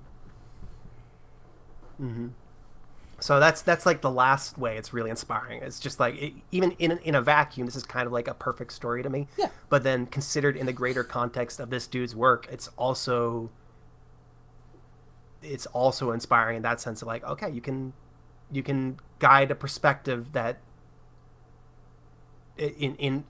guide those impulses of like being interested in tragedy and big negative emotions and violence and trauma, and then guide those into a very responsible moving story. Yeah. So deeply personal show to me. I really like it a lot. I'm probably gonna watch Monty hasn't seen Rebellion. Oh boy. Rebellion's a lot. Rebellion's a lot. Hoo boy. Nobody does anything wrong in that though, so. Yeah, like everybody has done every action taken. Perfect. Absolutely stellar. Yeah. Without sin. Like he was without stone. Like he is without sin. Cast the first stone. Watching Rebellion. God. I fucking love it. Rhett. Hi. What else have we got? Close us out. So I mentioned last time that I had been playing Yakuza 6 on PC and then it was crashing a lot. Yep. So I bought a new PC. And I've been playing Yakuza 6. It's like, fuck it. Fantastic. Like, because technically that game requires Windows 10 and I don't have Windows 10, but everyone was like, Right. Kiwami 2 is the same engine and it ran fine for everybody on Windows 7 and 8. And then this one, it runs fine for a while and then it crashed a lot. So, Aw. and like just other reasons, I was just like, You were due for an upgrade anyway, so... I bought that thing in 2013. Yeah. Like, it had been a while. Like, you were entirely justified in this purchase. It wasn't just because... Yakuza was, like, the facilitator of this decision, but... Yeah, like, you were due. It was time, probably. Yeah. And I felt like I found something that was, like, a good upgrade for where I wanted to be at. Like, it's a fantastic PC. Yeah. It's my first SSD. Oh, it's baby. It's very fast. It's fast! Oh, wow. Yeah, like, once you go from a mechanical drive... I can never go back. No, you can't! Never. Nobody tell him about M2 drives. Oh, Jesus, what? Hopefully that's not, in the price range I'm looking at. Trust me, you won't need anything more than what you have for a very long time. Hopefully. So yeah, I've been playing more as Yakuza 6 now that I have a PC that'll run it, like, flawlessly. Mm-hmm. The funny thing about that game is that... So, I played the series out of order. I played 4 and 5 first, so those were kind of my initial impression. Mm-hmm. And then I played 0, and then the remakes of 1 and 2. Mm-hmm. So the thing about Yakuza 5 is that it is a gloriously overindulgent, way too stuffed game where there's 5 playable characters in that game, and they each have, like, these massive mini games that are, like, small games of their own. Yeah. Where, like, there's a whole driving thing with Kiryu where, like, he's a taxi car, race car driver. Mm-hmm. There's a whole hunting minigame with one of the other guys. There's a whole baseball thing. There's a whole idol thing. Like, that game has a whole lot of shit in it. Yeah. And then with Yakuza 0, there's still the real estate thing with the Kiryu real estate and the thing and the cabaret club with Majima, which is the best minigame of all of them. That's good. But it was toned back. Yeah. And then Yakuza 1, the remake, had, like, nothing. Yeah. Because it was a pretty faithful remake of the first game. Mm-hmm. And then Yakuza Kiwami 2, they had the Cabaret Club was back. Yeah. And then I played the remaster of 3, which was... I even had mentioned, like, there's really not that many minigames in this one. Mm-hmm. It's, like, very, like, you just follow the waypoints and, you beat up guys. Yeah. That's 90% of the game is fights. So I had kind of forgotten what these games had become with 4 and 5. And for the first, like, 5 hours of 6, it is a lot of, like, go to the waypoint, fight some dudes, watch a cutscene, repeat. And then there's just a point, it's like chapter 5 or something, where it just opens up, like, 3 huge minigames all at once. Uh-oh. And it's just like, oh, this is a whole... Oh, right, it's Yakuza. So, like, within the span of a couple hours, you unlock, like, the 3 big minigames that I found so far, where it's like, one of them is a fishing minigame, and it's not the way you think it's going to be. Uh-oh. It's because it's not a fishing minigame. It is a underwater first-person shooter. What? What? Kiryu dives into the water with a spear gun, and then yes! Yes! This is the best spin on a fishing game that they could have ever done! It's basically like those rail shooters, like House of the Dead. Oh, that's so good! It just automatically moves and you shoot. Yes! And, like, there are fish that turn red and fly at the screen, and you have to shoot them or you'll take damage. Yes! And then there's a boss at the end. Like, it's straight up, like, just, one of those. It's like, just a rail shooter. I love it. That's really funny. Like, there's a giant squid that shoots other squids at you, and you have to shoot them to avoid taking damage. It's like, okay, this is not what I expected from fishing minigame. I can't believe it took me I can't believe it took this long to hear this. Yeah. To hear a fishing minigame do this. It's so wild. God, that's fucking funny. Then there's a baseball minigame, and you do, play baseball in it, but then there's this whole extremely thorough management sim there. Oh, because they already have a baseball management simulator, so they probably just pulled that shit right in. this feels different. I think Yakuza 0 did have the whole bowling management thing with there's the meme of the chicken that you can have as a manager. Yeah. But this feels different where it's like it's simulating the entirety of every game, and there's like a fast forward button so you don't actually have to read it. Mm-hmm. But if you read it, it's like, okay, this character is coming up to the plate.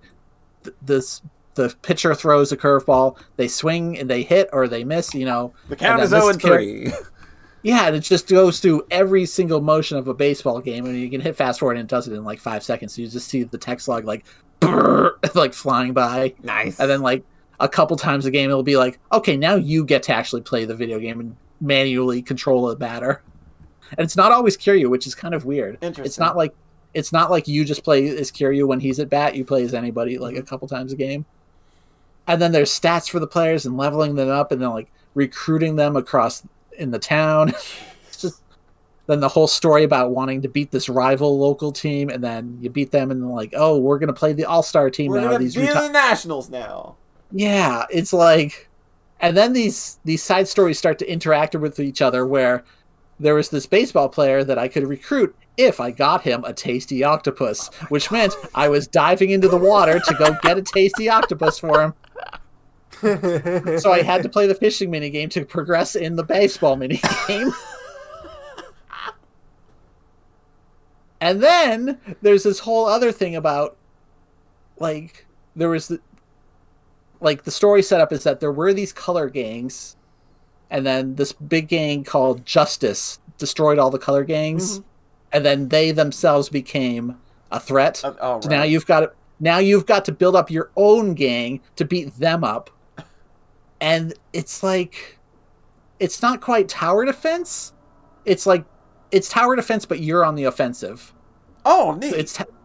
So where it's like, there'll be like 50 enemies standing there, and you send dudes out, and they cost.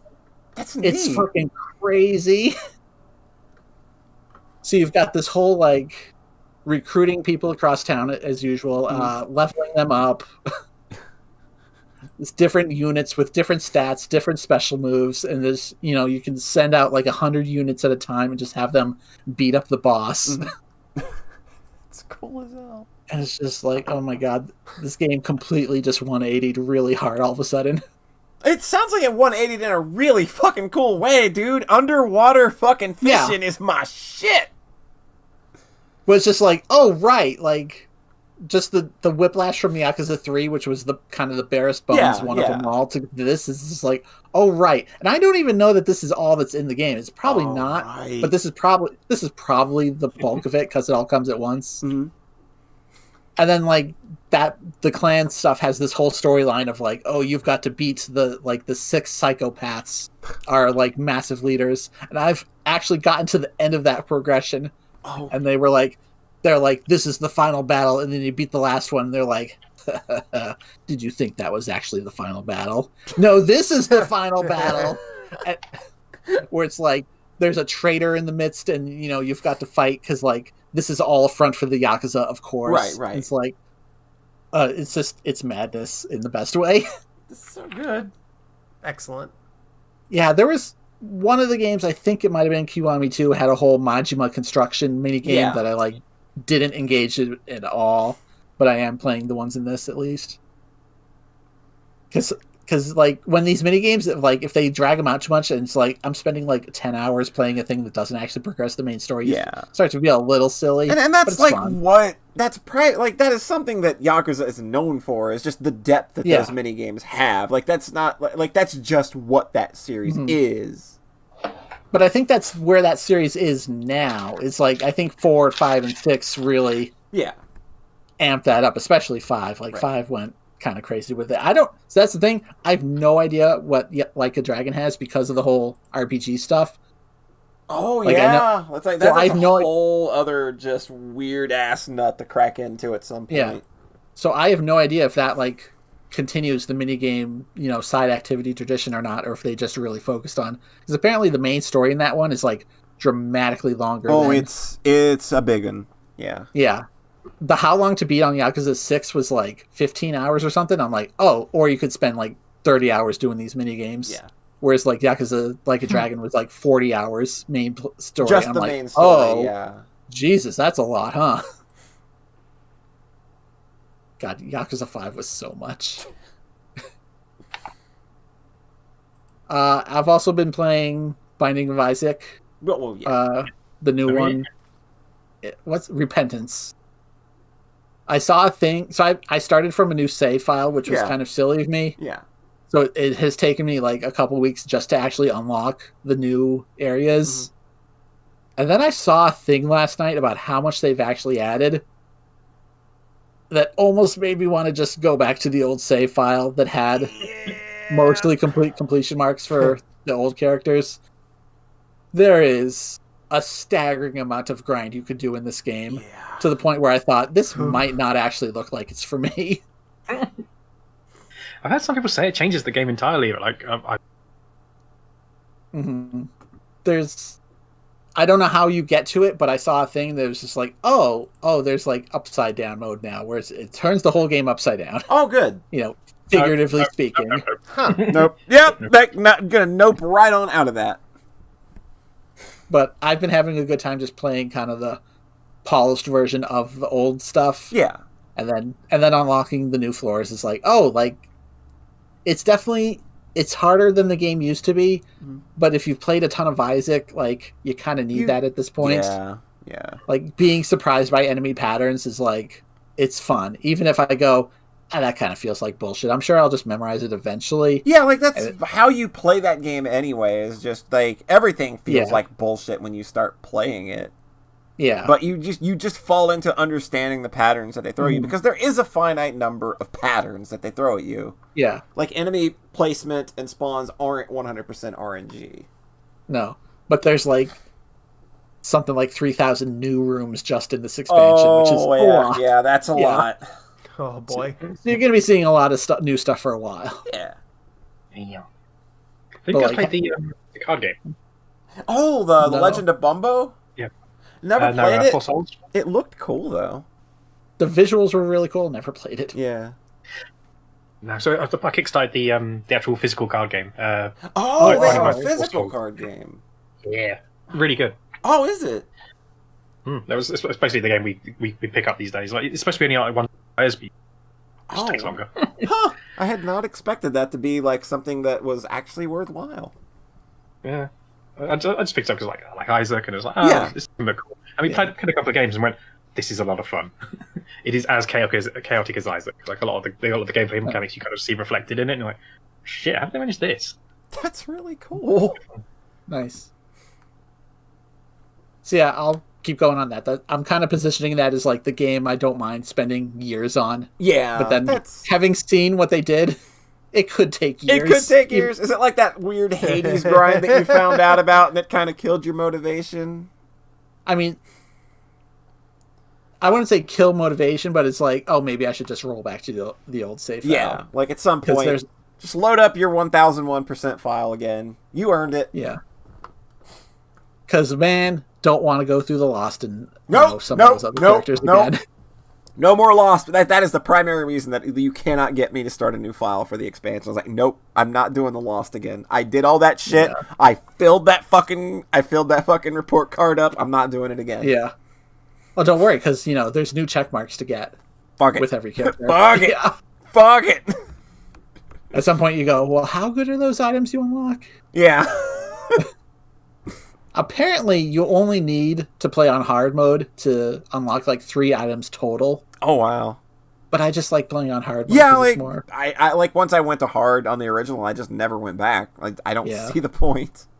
I started a run with Isaac on normal just to do something, and then I was just like, "No, you're cheating. Just play on hard, wimp. Don't be a baby." But yeah, if you're but that's the thing. If you're playing on the Lost, like you probably want to do it on hard because then you just want to get that checked off. Yeah. Yeah. The only bummer is this DLC is not shareable, but the others are. Really? Yeah, it's not shareable. I tried already. That's weird. I tried already.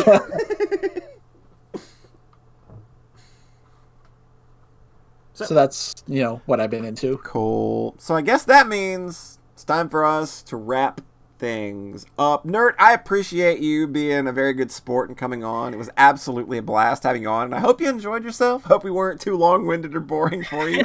It's like 2 a.m. there now. Yeah, I love it. Oh, Lou is still up. She's like, I want to go to bed. I'm so sorry. Aw. Send her my sincerest apologies. But thank you for coming out. Would we you still kept mind? it under 3 hours. Yeah, there we go. We just look. That's pretty good. Yeah, we can get you to talk about the letter. It'll be fine. I will do a video essay on that one day. So before we get on out of here, where can the internet folks at home find you? Oh, good God. So if it's on Twitch, then NertML. The ML's for Many Lemons, which is my photography studio. On Twitter, I'm just Nert. Cool. That's it. John, where can the internet folks at home find you? Farawaytimes.itch.io. And Rhett. Crunchyroll.com/Symphogear, I think.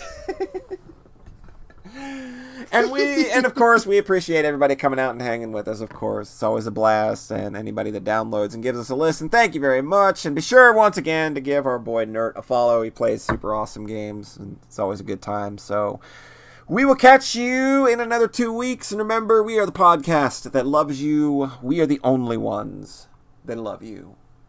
And that's going to do it. We're done. I'm going to throw a host out because this boy wants to get to bed. Let's see here. I got our target. I got our host target. I got our raid target. So I think we do. Okay. He's still on, I think. Cool. Yeah. Also, say thanks for having me. It's been a blast. Yep. It's been fantastic. All right, we're gonna get this raid thrown out, and then we're gonna say goodbye to everybody. So how we do this? There's like raid. Boom. All right. We'll catch y'all next time. Thanks again for coming out.